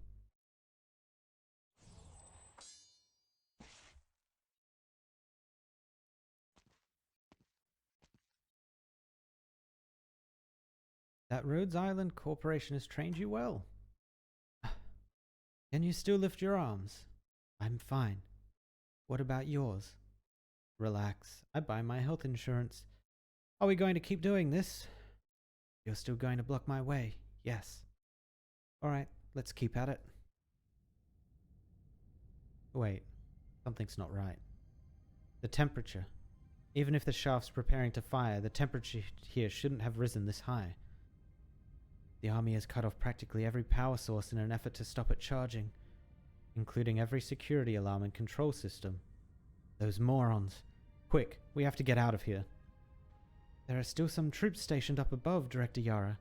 I'm counting on you to get them away. Where are you headed? Power to the control systems has been cut. Why does control still have remote operation of this place? Transmitter response is still strengthening. I still have a chance. Silence.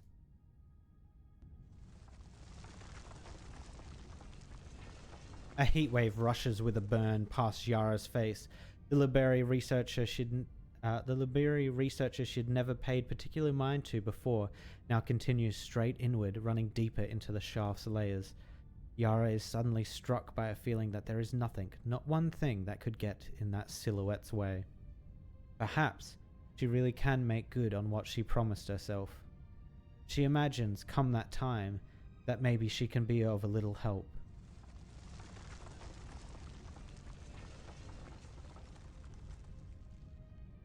Looks like prep work on the emitter has wrapped up. Science is a clear, incisive look at every one of us. Huh. I'm no scientist. Kristen, you'll fly for outer space just like you've been dreaming of. I'm sure of it.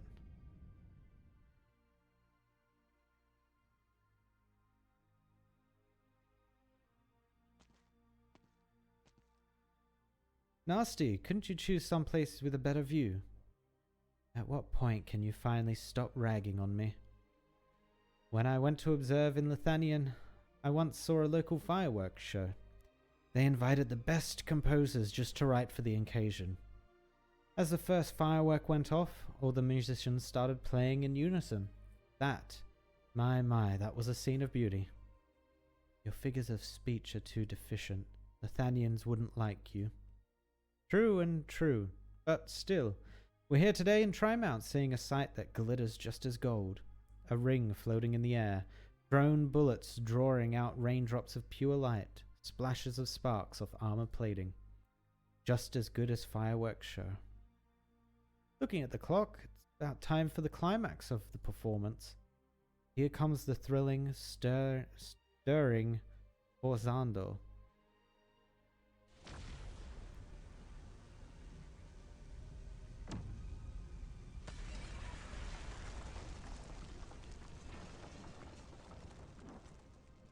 It's prettier than I imagined. Rhine Lab ought to be charging all the city-siders enjoying the show. So yeah, they're firing it at the ship to give it more power to send it into space. It's a success. Hammer's materials and structure have withstood the shock from the energy beam for the time being. Next comes the charging and focus phase. As long as we can collect the readings from such high pressure conditions. I'm afraid at this point, the Army and Maylander guys grabbed their last chance to stop it from fully focusing. Aren't you worried about Control? Like she ever needed us to worry. We're going the same way, and that's all we are. We can only pay our own parts well, and then pray she's lucky. If one day Casdell 2 hangs from the firmament, then I'll engrave your name into my stoves.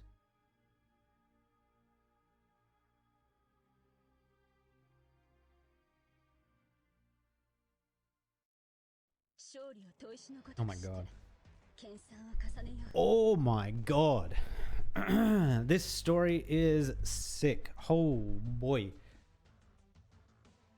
Oh. It really does feel like... It feels like a stepping off point for Arknights a bit. The way that they've introduced now...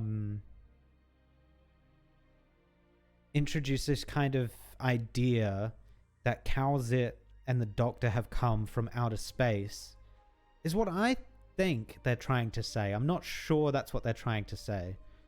I mean, okay, there's two theories here. Calzit and the Doctor have come from outer space. Don't know how Calzit is immortal and why the Doctor isn't. And the Doctor instead has to go into the sarcophaguses to essentially hibernate or deep sleep. Or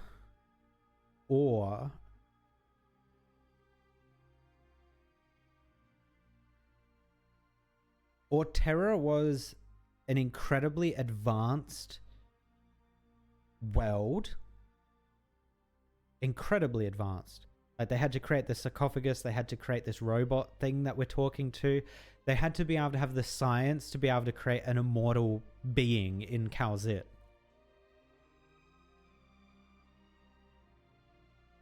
And maybe the Doctor is involved in that somehow. Maybe the Doctor had knowledge of that technology, was responsible for some of that technology.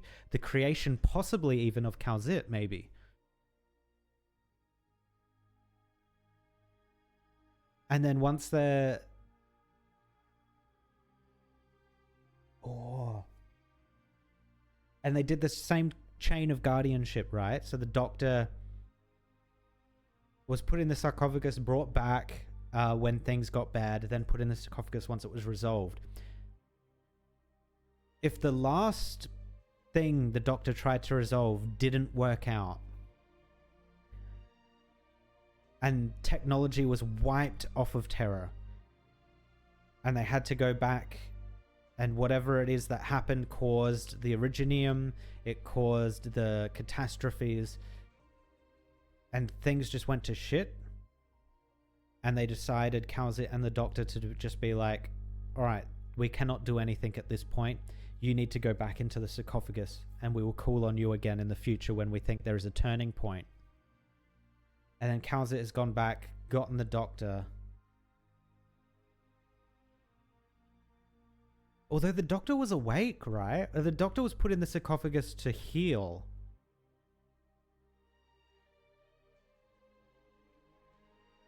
Oh man, this is so interesting. Oh, I don't think we're going to get the answers though. I don't think it's going to tell us more about this situation. I think it's just going to give us this. I mean, it's a little tidbit. I say a little tidbit, but it's actually so much information. It's crazy. Okay. Love and hatred. CW9. Love and hatred, all a part of life on this land. Oh, that's weird. Okay, so we can block this off and force them to go around.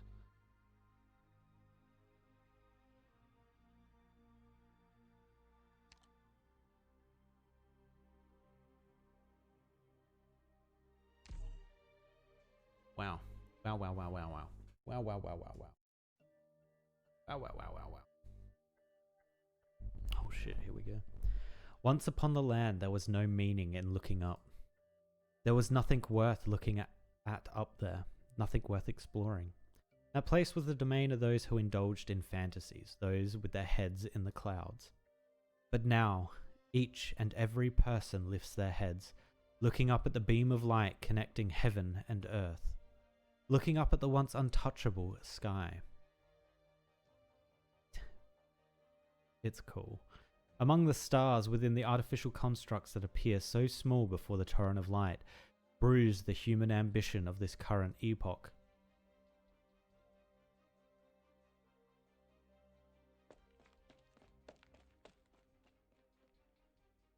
Kristen! Kristen!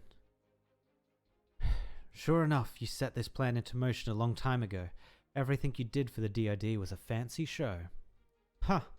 What's the principle behind all this? The efficiency and stability of this high-energy confinement field.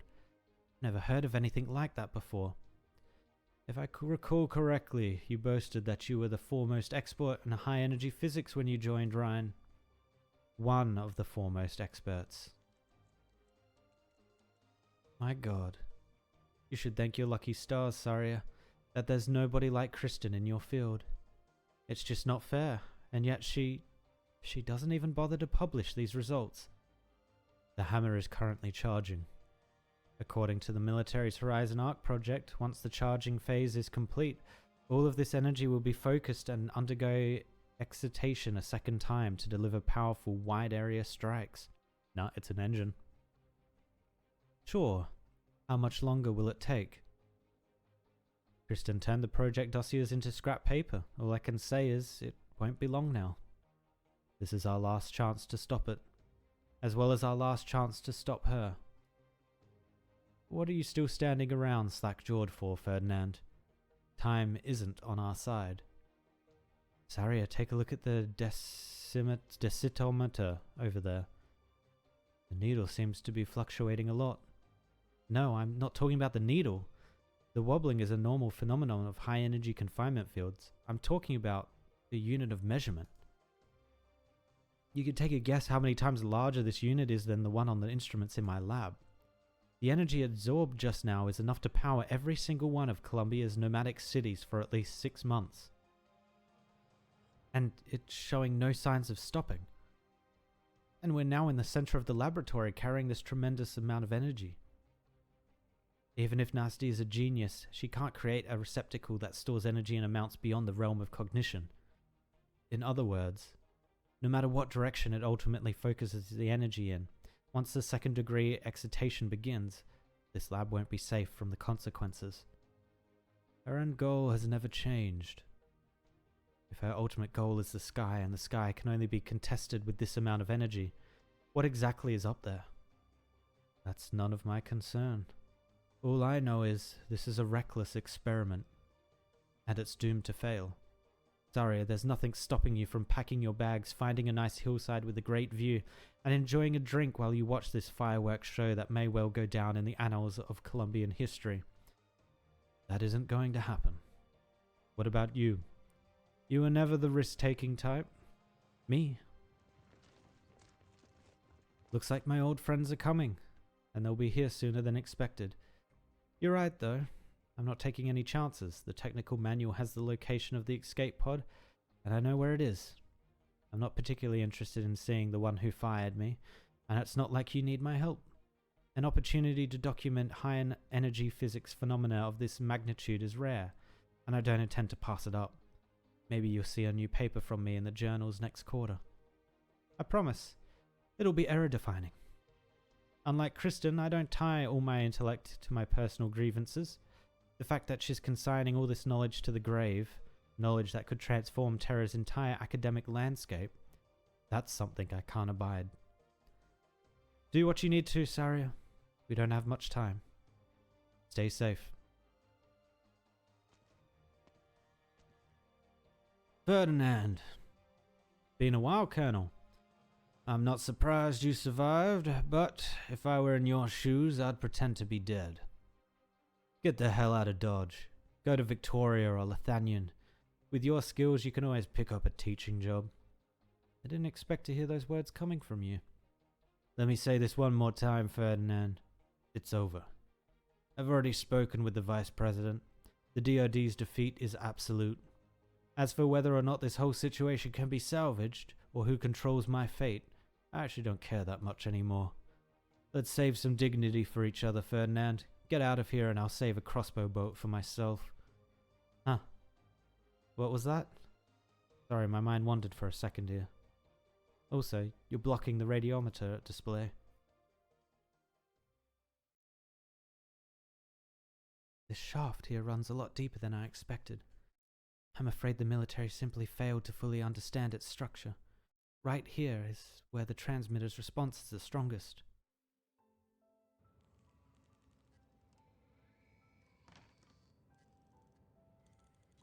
You? What are you doing here, Silence? Who could this be? Mule size? No, not mule size. It'll be the old goat. No, it'll be the old goat guy, or it'll be no, I'm pretty sure Rosmontas killed that scientist. So no, I think it's the old goat guy. Professor Parvis. Yep, nailed it. Silence. The location of this lab is supposed to be top secret.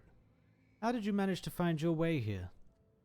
Silence tries hard to open her eyes wide, discerning the things in the room. In the corner of the room, an instrument is humming as if breathing. A transmitter sits in a transparent tank bobbing up and down. Across the room are several books with black covers. How's the lore faring for you? I love it. This story is insane. Out of all the stories I've played in Arknights, I think this is the one that has dropped so much story and lore and secrets that I feel like they've been storing up for ages. It's insane. Across the room are several books with black covers. As if sensing Silence's presence, the transmitter increases its activity. A strong wave of dizziness makes Silence furrow her brow and shake her head a few times. Ah, that's right. You have your own transmitter.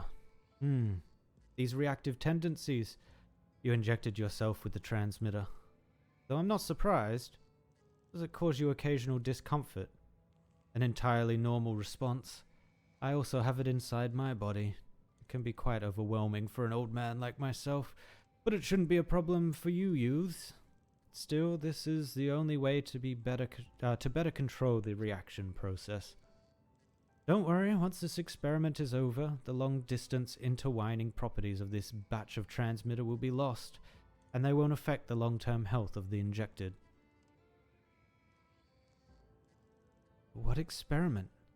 You're conducting an experiment here? Silence. Did you hurt your hand? Does it get in the way of your work? I'm fine. Then I won't ask any more questions. Now is the most critical moment.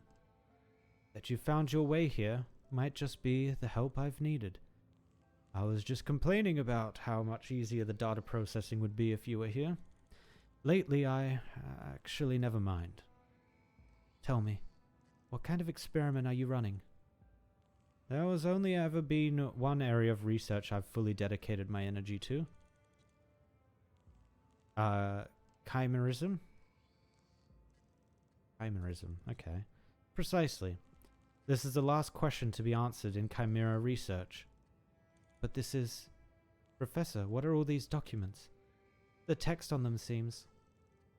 quite evil, right? This is an ancient Sarkaz tome that records the history of a certain ethnic branch. That Sarkaz branch not only enjoys long lifespans, but can even transcend the shackles of physical form and exist in the world in a purely spiritual state. Is this, in the spiritual, is he talking about the Wendigos? Question mark? Did I read the Ryan Lab manga? No. I have ordered it though. I've ordered the physical copy. I think it's meant to be coming in December, so soon. And then definitely I'll be reading through it. They have been dubbed the Revenants. Pronunciation can be a bit esoteric, but I'm sure you'll be able to find some records in Victorian. Silence. Have you ever considered that chimerism does at the level of the soul? A soul chimera? These revenants, the so-called soul in ancient Originium arts and Sarkaz witchcraft, can they be produced as posteriori? What is that word? Can they be produced a posteriori? Interesting. Revenants were mentioned in chapter 12 in some detail. Okay, so I think I've only heard Revenants mentioned in chapter 10, which I just finished. So I haven't actually got to chapter 12 yet. I've got 11 and 12 to come. They did definitely talk about Revenants though, but they didn't go into detail, I don't think. Are you trying to create an artificial consciousness? Always been my finest student. This is something I've been working on for decades, to little avail. That is, until Ferdinand told me that he and Dorothy had jointly produced this particular transmitter. You can't begin to imagine how excited I was, Silence. I was absolutely sure that the properties of the transmitter were sufficient to form the soil from which artificial consciousness could be born. However, in this land, disturbances will always exist, no matter how sophisticated the lab is. These disturbances have plagued me for the longest time. There are so many possibilities. Perhaps the energy used to excite the transmitter was insufficient. Perhaps the laboratory was not sealed off enough. Perhaps Originium interferes with the generation and aggregation of consciousness. But none of that matters anymore. All mysteries will finally be unraveled today. This will be my final research project. The most optimal research environment is about to take shape. Damn it, this is why Mulesice is up there too. Oof. Professor Parvis, you are responsible for using transmitter to solve Arc 1's accuracy control problem. This is the new transmitter core. Kristen wanted to do something she saw as taking a risk. She thought her work to be meaningful. I hate to be a critic of my peers' efforts, but let's be honest. We researchers have been cowards for far too long. Mediocrity, boredom, risk aversion, indecisiveness. Silence. Those of us with the knowledge and ability have to do more than just explore or progress. We carry science upon our shoulders, are condemned by it, are driven by it. It requires us to take on responsibilities that only a strong soul can endure. Usher in a new era. Usher in a new era. Silence. You deserve to be here with me to witness this crowning achievement. Soon, very soon, the dark ages of mediocrity will come to an end, and the pantheon of science must return. You're shaking all over. I've rarely seen you like this. Is that so? Perhaps the transmitter's reaction is getting a bit too intense. Maybe I really am getting old.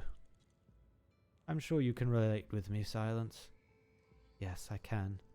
I can see you've really been looking forward to this moment. Of course. Then there's one thing I have to make clear. I will destroy this transmitter core. What? I mean, I'm putting a stop to everything that's happening here. Whether it's Control's plan or just your personal ambitions, all of this has to be re-examined. That's what I'm here for. That girl shook your allegiance to science, but I've always believed that you had the makings of a researcher. And as such, I never really blamed you. But this time, whether or not this is some ridiculous joke or not, I'm not going to stand for it. I'll have you apologize to me, Silence. I won't take back a single word I said, Professor. I don't think I've done anything wrong, be it back then or now. What you people are really after is wanton power. That's absurd. You couldn't be more wrong, Silence. That's right. Say what you will about me craving power, because I know what kind of research is important and what kind of research can shape the future. What? Are you going to regurgitate that old platitude about science belonging to the masses? No. Let me tell you, Silence, that science belongs to the Ubermenschen, the supermen. The mediocre can go elect their politicians and kiss the feet of their betters, but only science is above their meddling. What about you, then? Are you part of the Ubermenschen you aspire to? That ship has already sailed for me. But if the consciousness I create is rational enough, grand enough, then it can't, Professor. If you don't even have faith in humanity, what makes you think that this nascent consciousness can supersede everything? You don't understand. You've poured your heart and soul into the field of chimeric research, attempting time after time to craft powerful creations through bioengineering. Is that all because you can't run from your own weakness? Me? Silence. I won't allow you to throw baseless accusations or speculation around like that. This is my last hope to break free from mediocrity. There's about and Dorothy's transmitters, but that's gonna be some big spoilers. Oh, yeah.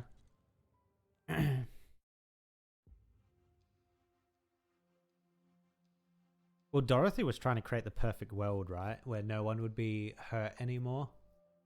No one would have to experience the pain. And Parvis is trying to create an AI. Yeah, I don't know what his end goals are, actually. An AI to maybe further science or something? Yeah, I don't know, not sure. I didn't expect to see you here, my former defense colleagues. That's right, Director Saria. Former colleagues. We are now employees of Components Control Section. Components Control? You aren't allowed past this point. You really trying to stand up to Saria? Good luck. You're doing a better job than last time. I appreciate the sentiment. You all know what Kristen is trying to do. All this accomplishes is... I don't know, and I don't particularly care. You know my ID number from Ryan, Saria. 011. That was before Yara came. Kristen and I interviewed you, James. Back then I had offers from other companies, including Volvort, Koczynski, and Beach Brella, but two new companies I've never heard about. But I didn't give them a second thought, because I always believed in you, you and Kristen. I believed you two were different from the rest of them. But there are bad actors. This is related to Enfield. Oh yeah, 100%. All of this is related to Enfield. That was just your ego speaking, James. This whole place is about to crash. I'd recommend you hurry up and grab an escape pod. I'll wait here until the moment we crash. But before that, I want to see something spectacular, Saria. Nasty described it to us. Saria notices the entire corridor shifting. Is that... I mean, oh, in a specific way? Okay, yeah. I've never seen the land before from this high up. The hammer has begun altitude adjustment. Out of the way, there's no time. Into the... Oh, no, not into the fight. Damn it, what's going on? This blasted thing's spinning. If I had to guess, this would be the altitude adjustment mentioned in the technical manual, which is the step right before secondary excitation. Sir, do you need my help? Why are these doors in the corridor shut? Where's Ferdinand? He slipped away just now. Go after him!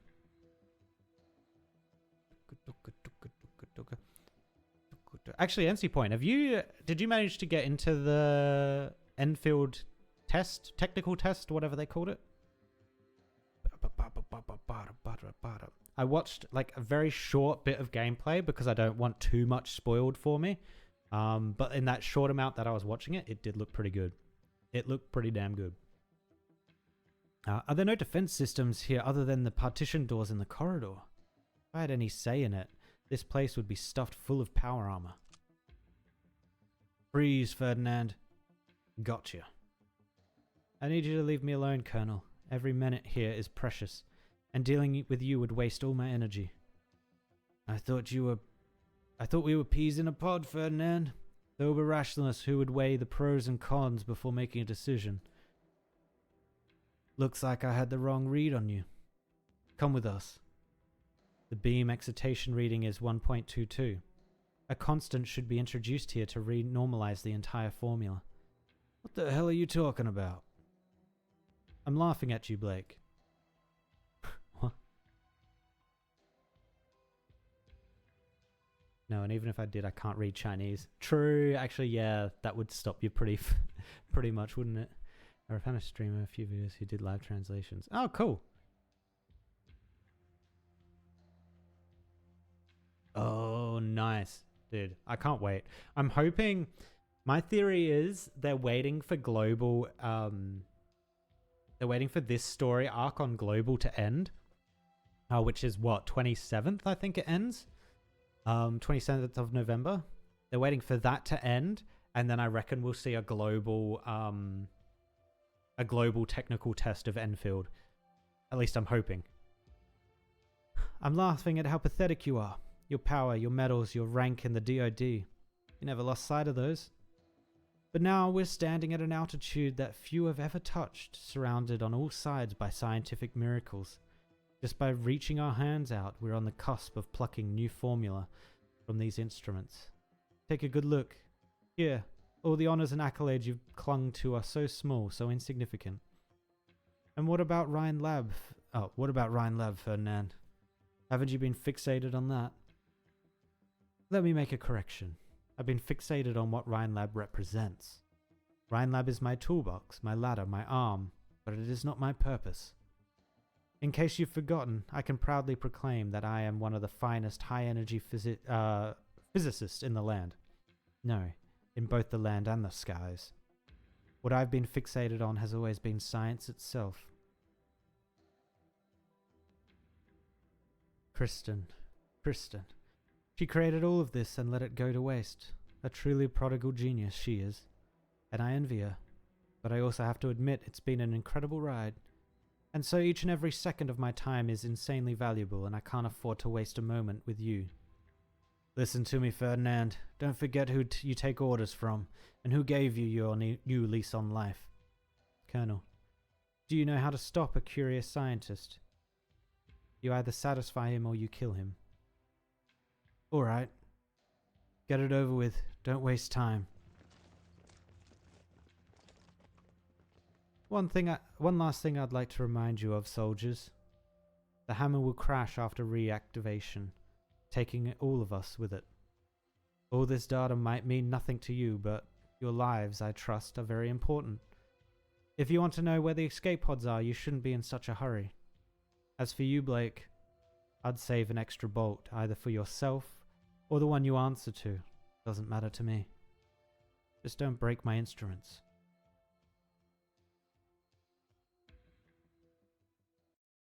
It's a technical test, so I believe they're more focused on gameplay rather than that. Oh, yeah. On the story, 100%. But diversifying your feedback does help a lot, so I hope as well. Yeah. Alright. What do we got here?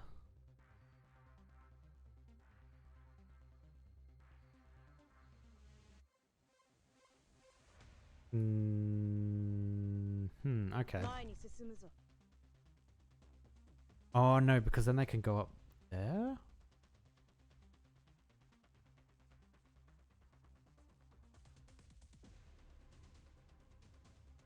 Oh my god, I didn't even see that one. Okay. So they can go around here and up into there. Hold up, I'm gonna play it. Because I want to see... Let me do this.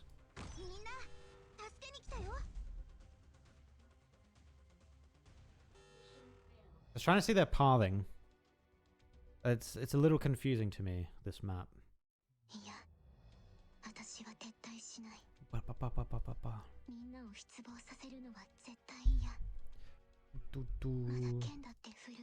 Alright, let's have a look at this again.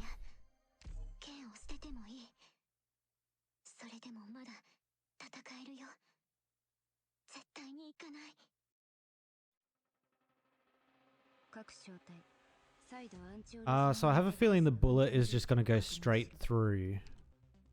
We'll have to wait and see the lines, but I'm pretty sure it can go straight to this blue. And they go up there. And I can't block this area off, so we have to put a tank. Like... put a tank here.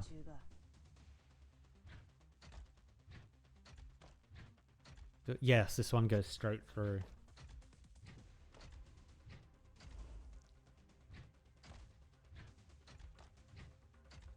I think I'll put Gavi.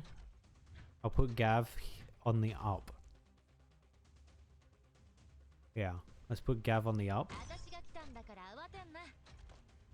And that now blocks this, which now has to go down and hit Saria.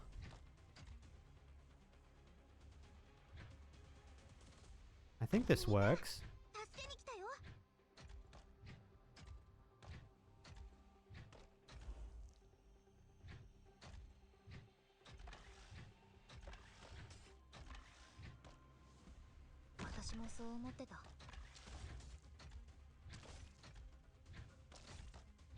How'd this guy not get blocked?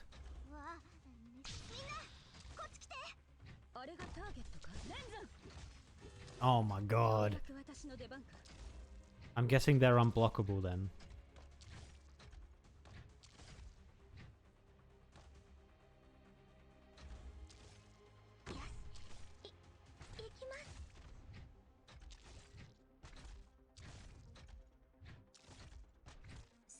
Oh, and that thing needs 3 to block. Oh.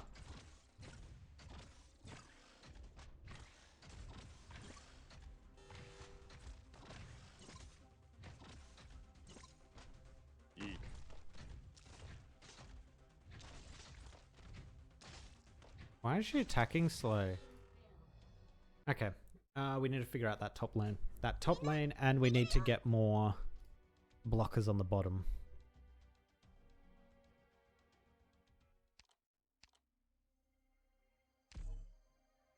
So we need more damage rather than anything else. For top lane at least. Because they can just walk past apparently, that's a thing. Actually, I could just sit Saria on the down switch. Maybe we don't need it. Oh no, we do need it up. Oh, we do.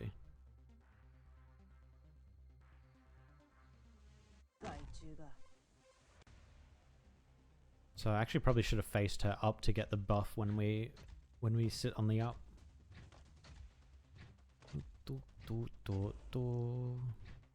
So I might actually put Silver Ash up here.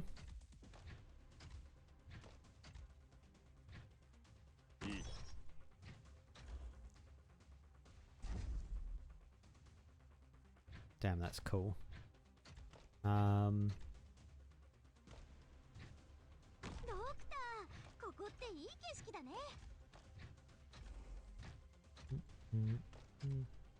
We need to face everyone up to get the extra damage.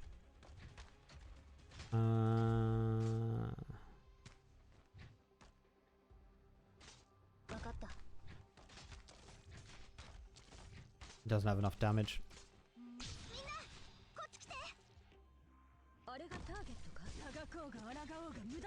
I'm just gonna leave her there. I imagine she's gonna be able to deal with things. We have a healer, that's fine. We need one of these 3. I think I want her. Oh, and this guy's gonna block, and then this guy... Ah, that's so annoying.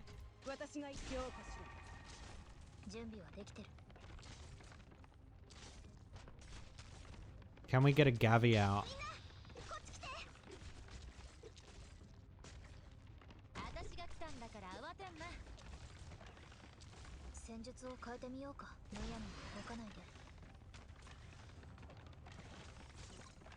We are barely doing any damage here.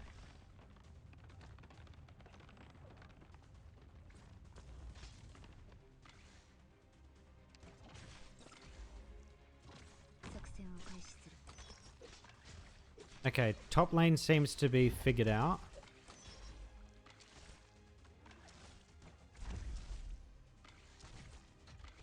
What the hell is that? Takes up 4 block. Defense and resist reduced when damage is taken. When destroyed, releases Traffic Officer and self-destructs, dealing physical damage to nearby units.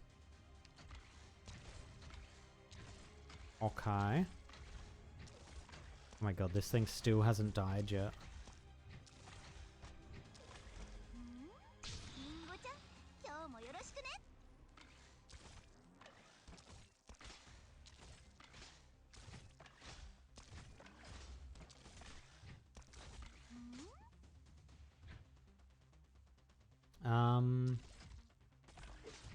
I think we're gonna have to place monster down.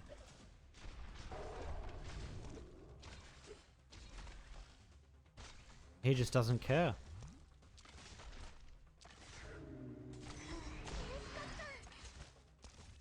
Wait, how did he get stunned? What?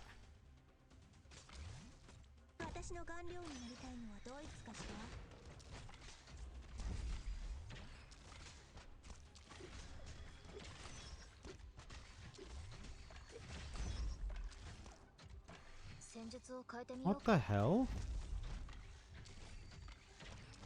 I think we're gonna have to bring out our A team.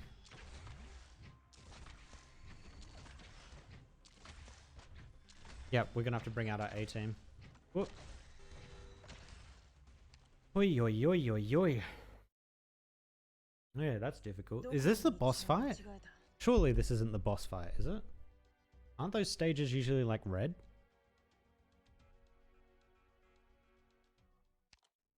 It is chapter 9. Elite 1 level 70. Could be. Alright, let's get rid of Melanite. She is too low for us to be able to do anything with. Boss is 10th stage. Okay, so there's 2 more stages. This is like a little semi-boss. Is this a good map for a Freet?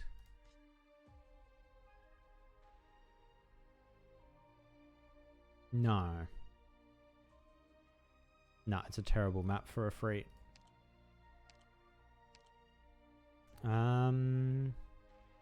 Alright, let's bring in the A squad. Meteorite.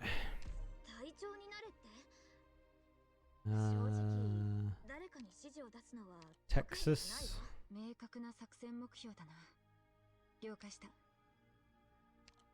Ooh, actually Dorothy might be good here. What's this guy weak to? Oh, he isn't weak. Okay, that's annoying. Do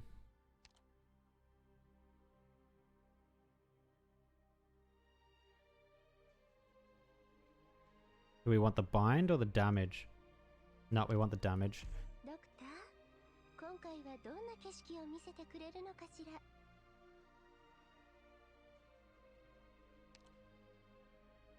A Gnosis for the freeze, maybe?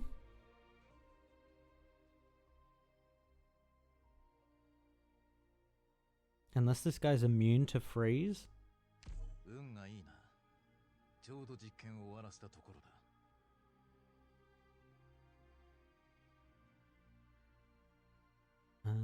I need something better for dealing with top. So I can just have 1 unit at top.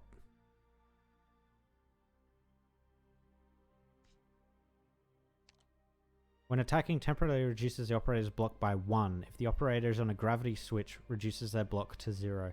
Oh, we just need to put Gavi in front of the switch. And then put... Oh no, we need someone on the switch.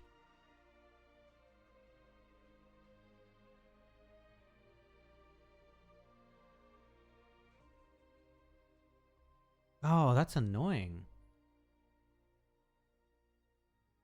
Unless we go damage dealer in front and tank behind.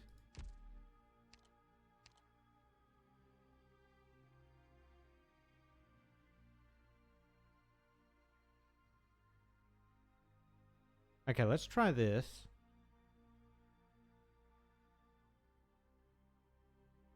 I'm thinking of getting... Yeah, I'm gonna replace Myrtle with Saga. Okay, let's go. This is pretty close to the A team. So let's see how we do.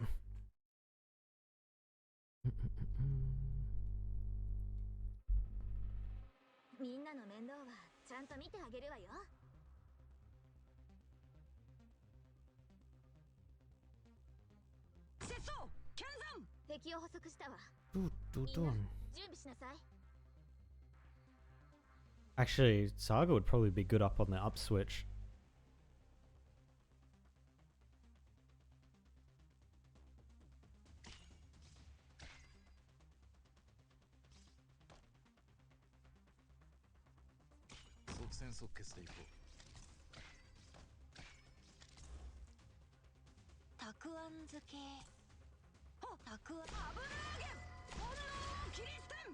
Alright, so we're gonna put...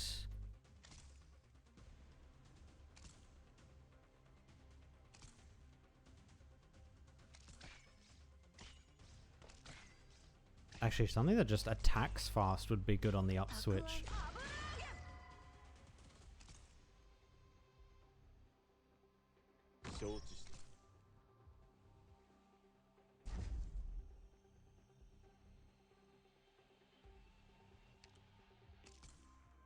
Oh, I see where this gets a little difficult.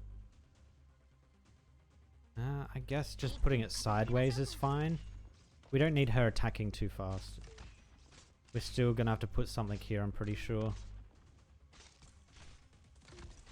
Almost dealt with it. We're gonna have to put Gavi there, I think.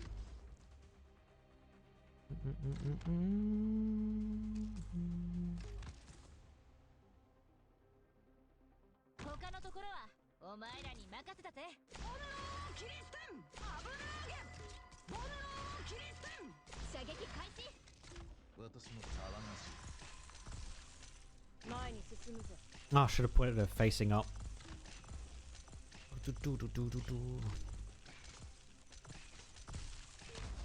There we go, we dealt with that guy.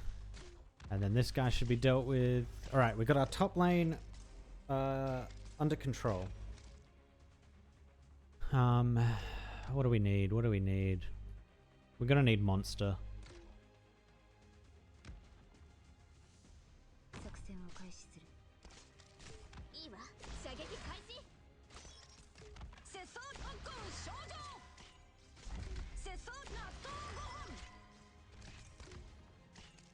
We got one more unit we can place, at least for now.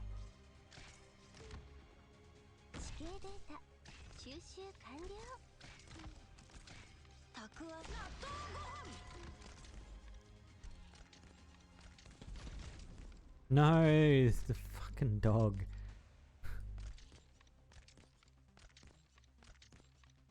I want the big robot to step on the mines. Damn, he gets scarily fast here.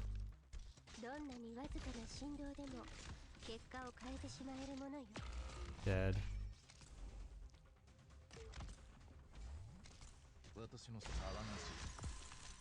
He does get frozen. Perfect.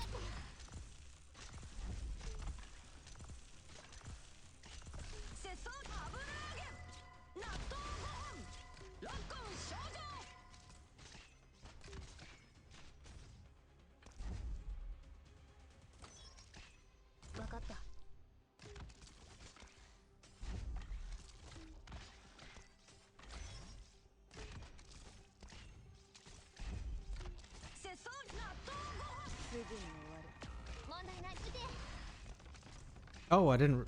Oh no, no one got through. Oh, we killed it in time.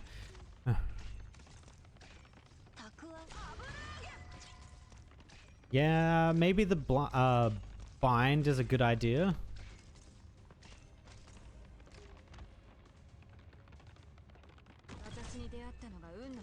What? How are you not in my space? There we go. Oh, he's out. Monster. Oh, yeah, this works, right? He won't get the heals, but he can ult still. Or Kalzik can ult. Oh, he's weak as shit. Okay. Oh my god, the robot doesn't get stopped. Oh, I think we destroyed it just in time. Oh my god. We're trying to hit it back, but I don't think hitting it back's gonna do anything for us.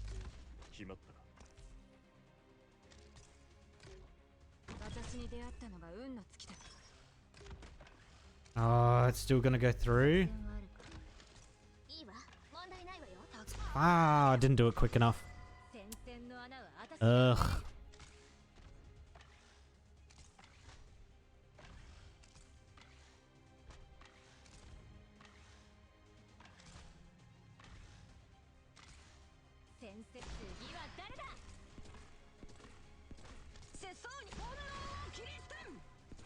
Oh wait, this is the last guy.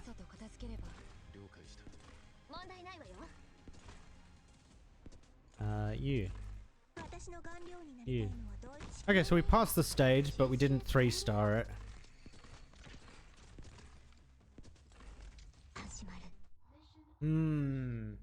Yeah, I see what I did there.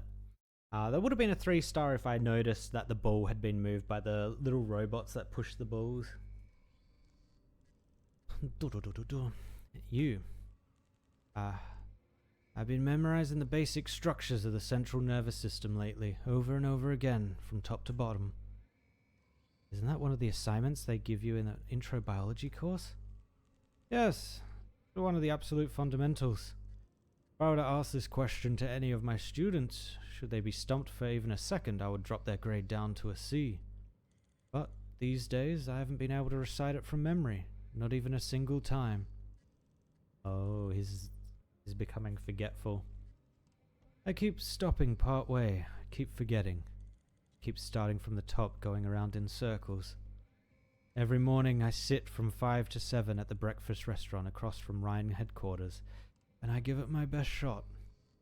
My nerves are deteriorating. Everything I've studied my whole life is now abandoning me in this moment. Maybe in 5 or even 3 years' time, I'll become a demented old man who can only bask in the sun, having forgotten all the pride and fulfillment I've enjoyed over the past 58 years. Silence. I refuse to go out like this. Professor, my fate is already sealed. Now, get out of my lab. Don't you dare touch it. No. You speak of Übermenschen and strong souls. People like that might actually exist. People capable of transcending time, limitations, and this very land itself. But Professor, you are no such man. Your words are of the weak, mediocre masses you so ridicule. They are the desires of a human. Transcending time, limitations, and this land itself. In the myths of Minos and Kerag, gods are the bestowers, masters and deciders of all things in creation. But science is by no means a god. It is just a path for people to traverse. It needs to be examined from time to time, repaired from time to time, and reined in from time to time, reined in from time to time. The fruits it bears should not be the grandiose vision of megalomaniacs, but precisely the mediocre expectations of the masses. No, get away from me, Silence. It's over, Professor. What you need is rest and recovery. After this, I'll take you to the hospital. Oh. The transmitter hub has been destroyed. Be it your experiment or Kristen's plans. Without the transmitter, there shouldn't be. Ha! Transcending this very land. Yes, perhaps. I made another tremendous achievement that even I did not notice. I just happened upon it, without investing much time into it. As a matter of fact, it didn't even arise from one of my own projects. But that doesn't matter, does it? Of course. Why hadn't I noticed? We've all been drawn in by her. From the very beginning, we've always walked the same path. The old man stares blankly at the display panel.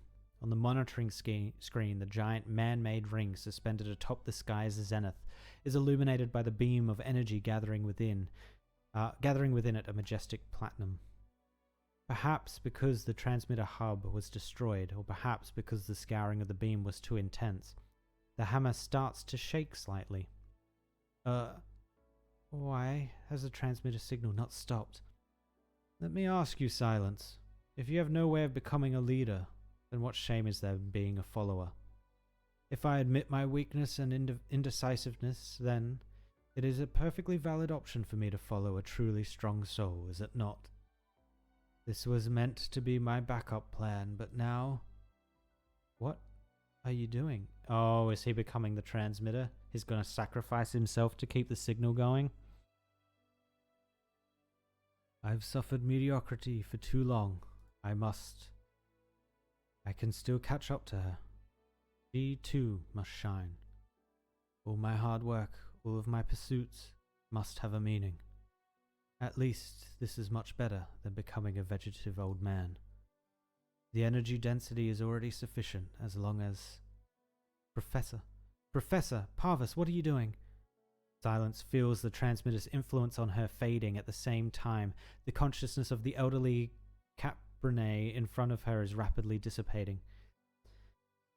When the Transcendent One sets out on a journey, I do hope that on her long, long path, she won't mind being followed by a timid hitchhiker.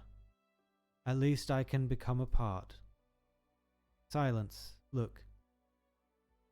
Are you merging your consciousness with the transmitter? To make up for the hub's destruction? No. Drat this data. What's going to happen if the phases are thrown completely out of order? How do I stop these responses? Professor Parvus! This is completely futile. Your consciousness can't be preserved within the transmitter. This transmission will only destroy your nervous system. A faint sigh, perhaps a slight chuckle. Parvus's body has become an empty shell, no longer host to any conscious will. All his attachments, all his cowardice, dissipated without a trace. Professor! He's not there. Within the monitor, the trembling of the hammer seems to gradually calm down. He completed his experiment in a most unexpected way. No. How could this... Silence. Silence. Silence, are you in here? You really were here. Step back, I'm coming in. Oh, it's a Freet. I finally found you. You had me scared to death, Silence. When I saw you snatch the car keys off those soldiers and floor it out of here, I knew you were about to do something really, really dangerous. This place is crazy scary. Not only is this place crawling with soldiers up above, but I even got a real jump scare from that exploding energy beam. Freet, why are you...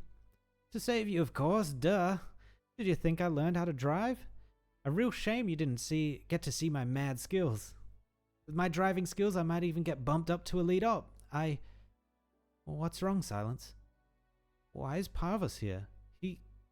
Why isn't he moving? I don't know.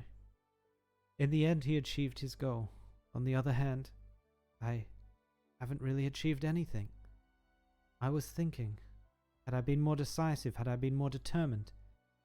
Afreet, how am I supposed to stop people like him? Such powerful, brightly shining souls. Will I never be able to reach Saria or Kristen? Oh. Stop joking around already, Silence. Afreet frenetically grabs Silence by the collar. This isn't the Silence she knows. You're the strongest woman I've ever seen. Rosmontis is pretty powerful, and so is Blaze. All of Rhodes Island's operators have their own special skills. But you're the best out of all of them, Silence. Because you've done so much for me. So much that to be honest, I don't even know where to start. I pushed through everything. You and Saria both. You both overcame it all. I know. What you're trying to do is really huge and really complicated. You guys you're trying to stop might also be really powerful and really hard to deal with. So that's why you should let more people help you. They have so many helping them out, so why should you have to fight all by yourself? Obviously, you have me and Saria too. We're here by your side.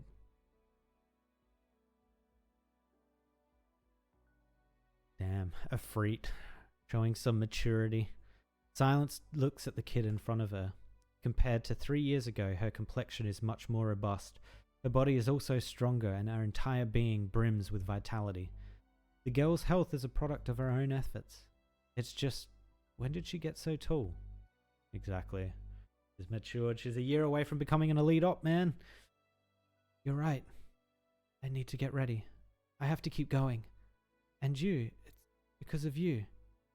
The shaft's output phase may be nearing completion and it won't be safe in this building. Come, Afreet.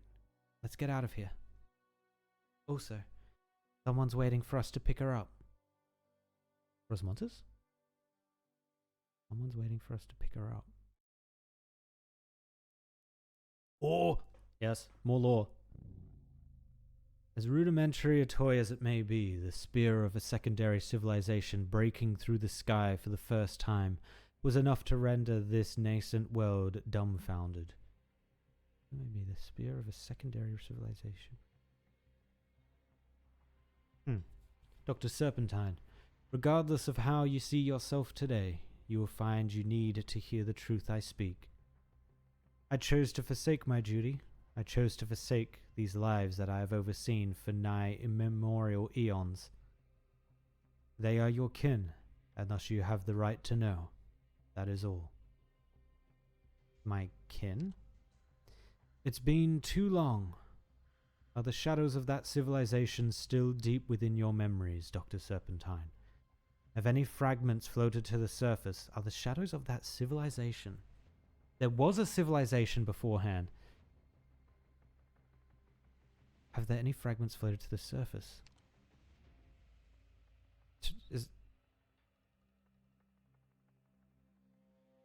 That wasn't Teresa, I don't think. Doctor, it seems like there is at least something there.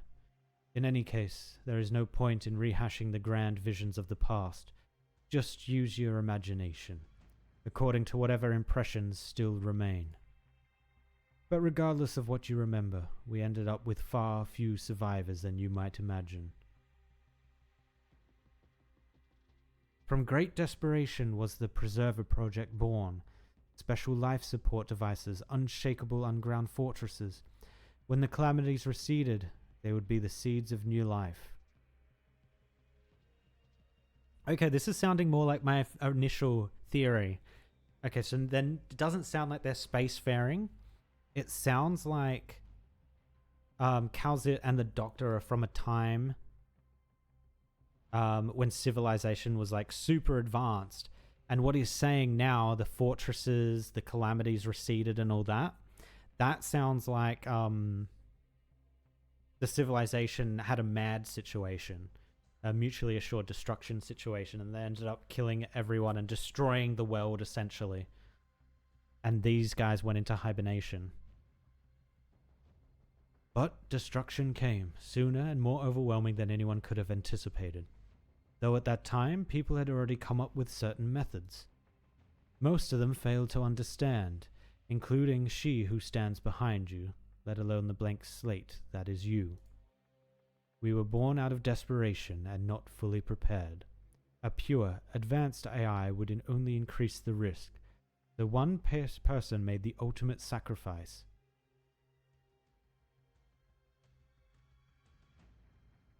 This one volunteered to remain permanently trapped in a cage of consciousness, with an electronic cloud, forever locked in an immovable sarcophagus deep underground. Oh shit, so they couldn't rely on the AI, so they made it a person that could live forever, which is what the guy was trying to do. So you mean...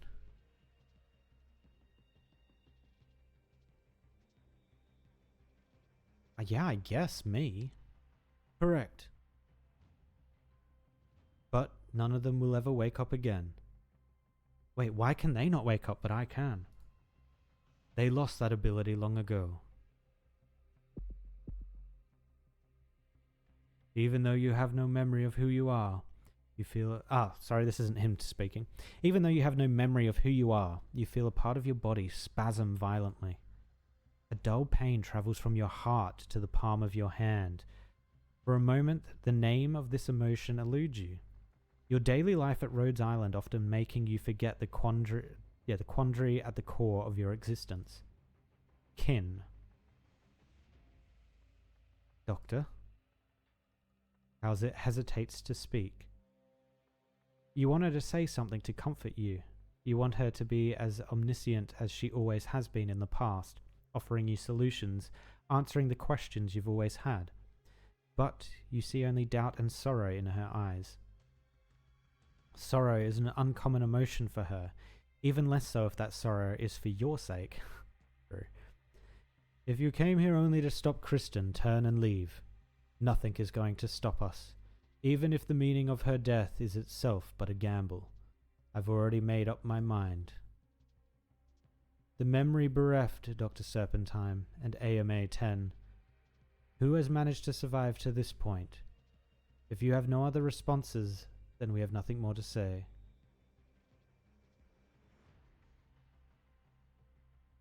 No. No? What is it you want then?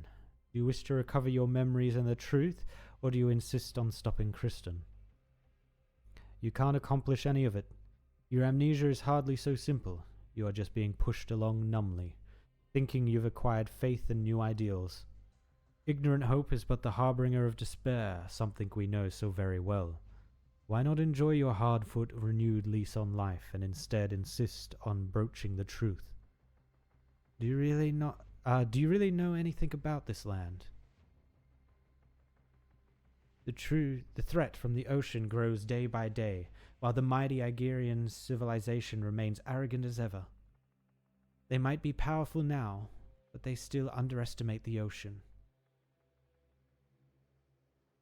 Though the demons and the hollows deep within the Sami's depths show little tendency to expand, they cannot be ignored.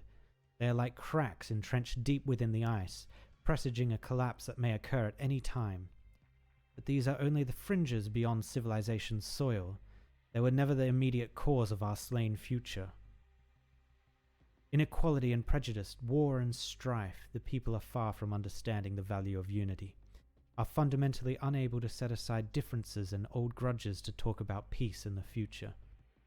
Even when catastrophes descended, the cogs of Ursus's war machine did not stop turning for a moment, and the peasants of Casimir's were not exempted from brutal punishment and taxation.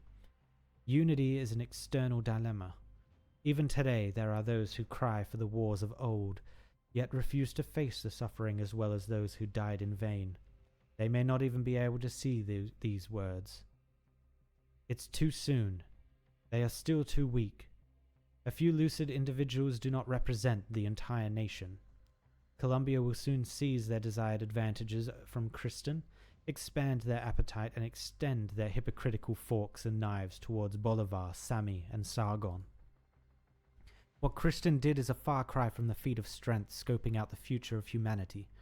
Even a slight deviation and all of this will become but a clarion call for the next round of conquest, yup. Is that what you, AMA 10 Kalzit, think of terror now? Fine then, I understand. For one who has walked with the civilizations born of this land, your opinion holds referential value. Since you each have your own reasons for not wishing to budge, then let us test each other using the ancient ways. Compared to pure rhetorical persuasion alone, I will need some more basal behaviors to evaluate your quality and revise the plan. Provided you are qualified, I accept. Debate.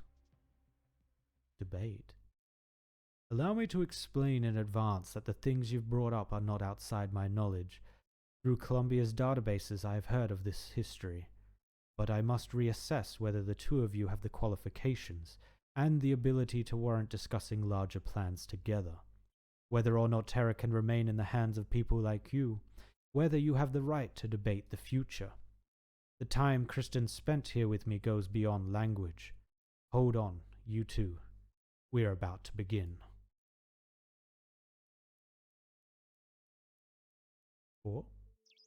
Oh, that's a cool effect, the little red things on the side of the screen. This place. Who are you? Dr. Serpentine. You really don't remember me?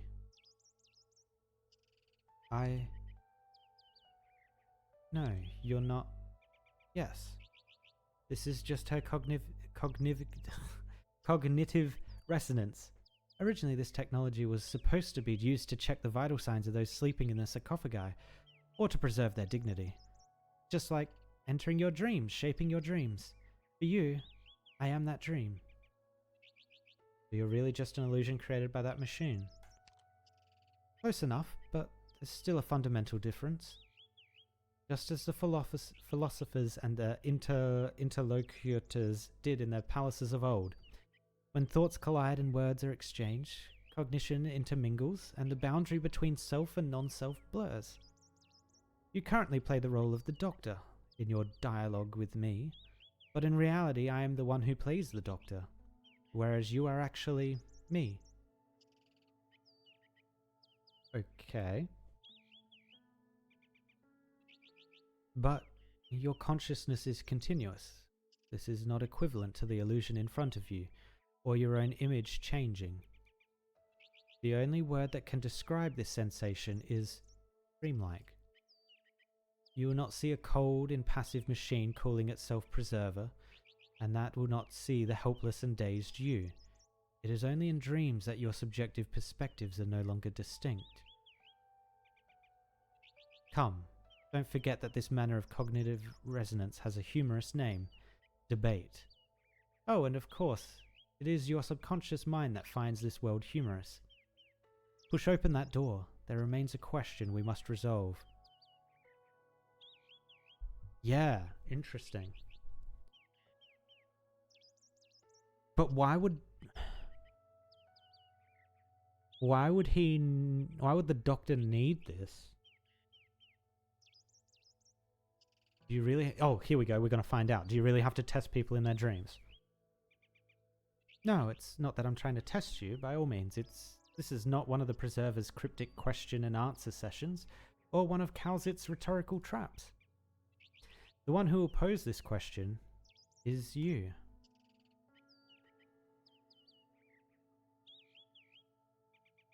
What's that supposed to be? Myself? Hold on.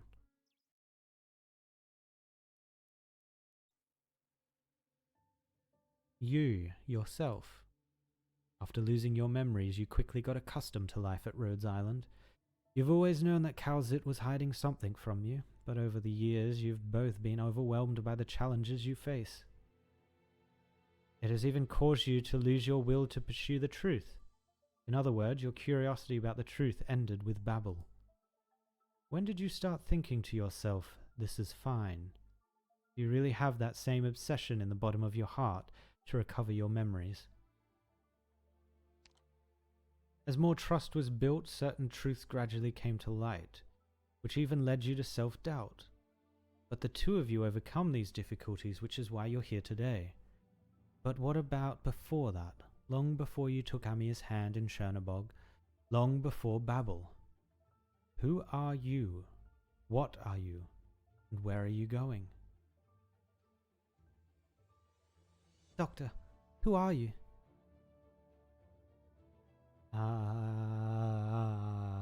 feeling this top one, but it's starting to make me feel like it's the third one. I'm Dr. Serpentine. There's something I want to tell you, Doctor. The Doctor I place my trust in is one and the same with the Doctor who woke up in Chernobog and has fought by our side ever since. That's what I believe. That's what I've always believed. But in reality, Dr. Calzit and Teresa, do they really see the Commander of Babel and the Doctor of Rhodes Island as the same person? I don't know. I just don't know. All I remember is the Doctor who was so kind to me, the Doctor who saved me. If the truth really is as Dr. Calzit says. Amir. Oh, Dr. Calzit. The Doctor is tired and needs rest. There is still much to think about and to digest. If there's anything else you would like to ask, come back tomorrow. Rhodes Island still has a long future ahead of us, so there's no need to rush. Okay. Sorry, Doctor. I'm sure I caught you off guard by asking this out of the blue. Actually, I also want to know. Don't dwell on it too much. There's not much time left before we reach the outskirts of Londinium. Londinium? The next thing on the itinerary is a meeting between... Wait, what? Okay, I think that's a mistranslation. Is a meeting between the elite operators, and we'll need you to sit in. Hurry, come this way.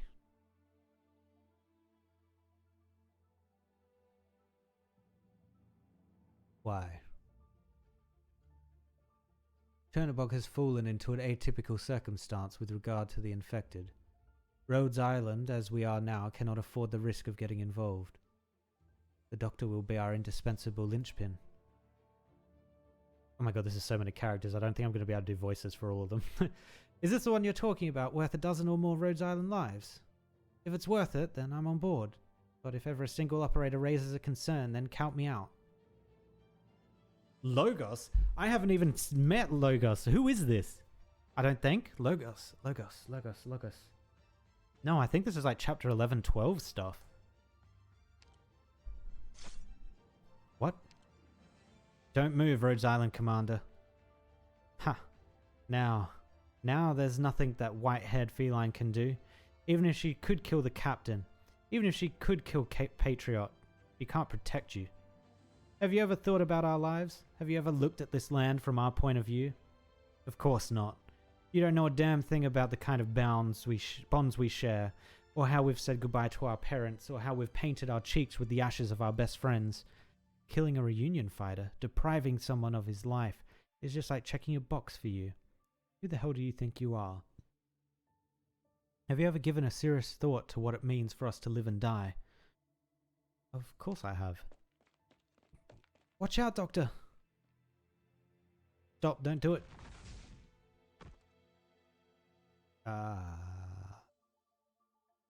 You're not always the main character of this world. Just like your life, your past. Take a look outside the glass pane of PRTS. You can never understand everything, or be everywhere at once. Only those who face the truth deserve to be called courageous. The ridiculous thing is, you don't have the slightest idea of what the truth is.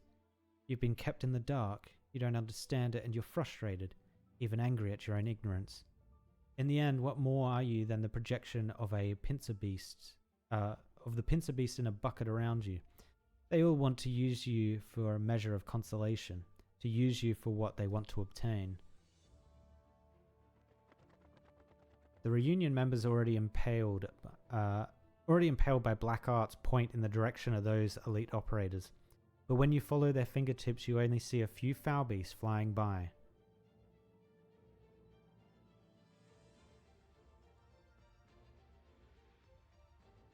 How many among them faced their own destiny? How many more stood behind Rhodes Island, eventually becoming arrogant overseers? What about you? You think you can completely sever yourself from the past just because you've been shaped by new memories? Even if you can, how will you reconcile yourself with the new you? The onlookers know nothing about you, yet they want to become you and achieve their vulgar desires through you. You. Teresa. Are you truly worthy of trust? Do you need to be entrusted with such a heavy burden? I don't plan on abandoning my forgotten past.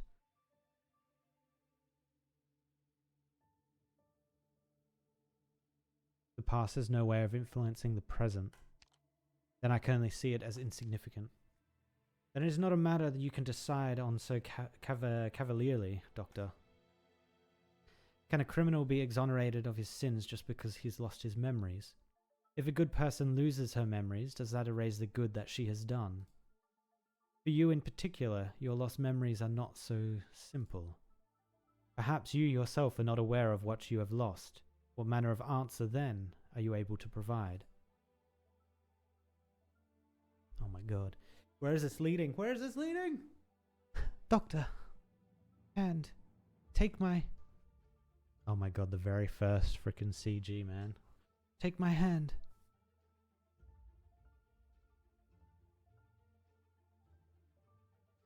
I'll find the meaning within it. Then, as the Doctor, I'll make the correct choice. I'll find the meaning within it. It is not the memories of the past that guide me, or the events from then to now that have reshaped me. I am me, just as I always have been. Ocean? I understand your thought process. Just as you have always been. Choice words from someone who cannot even recall events from a few years ago. Even when you come to grasp the truth, be it past or present, it is because you simply know it, not because you remember it, right? You are a completely new person, but don't worry, you are also the version of yourself closest to your true nature, because you've gained a chance to pursue hope once more. I'm truly curious what the future holds for you, Kalzit and Amir. Sadly, it is not a future that I will be a part of. Teresa. Don't worry about it. I'm just doing a little favor.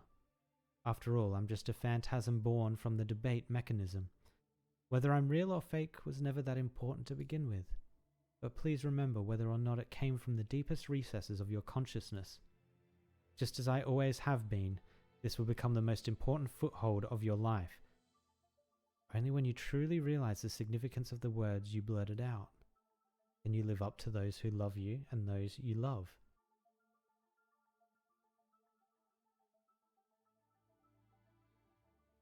We should all grasp our own destinies. That way, there will no longer be any such thing as preordained destinies in this land.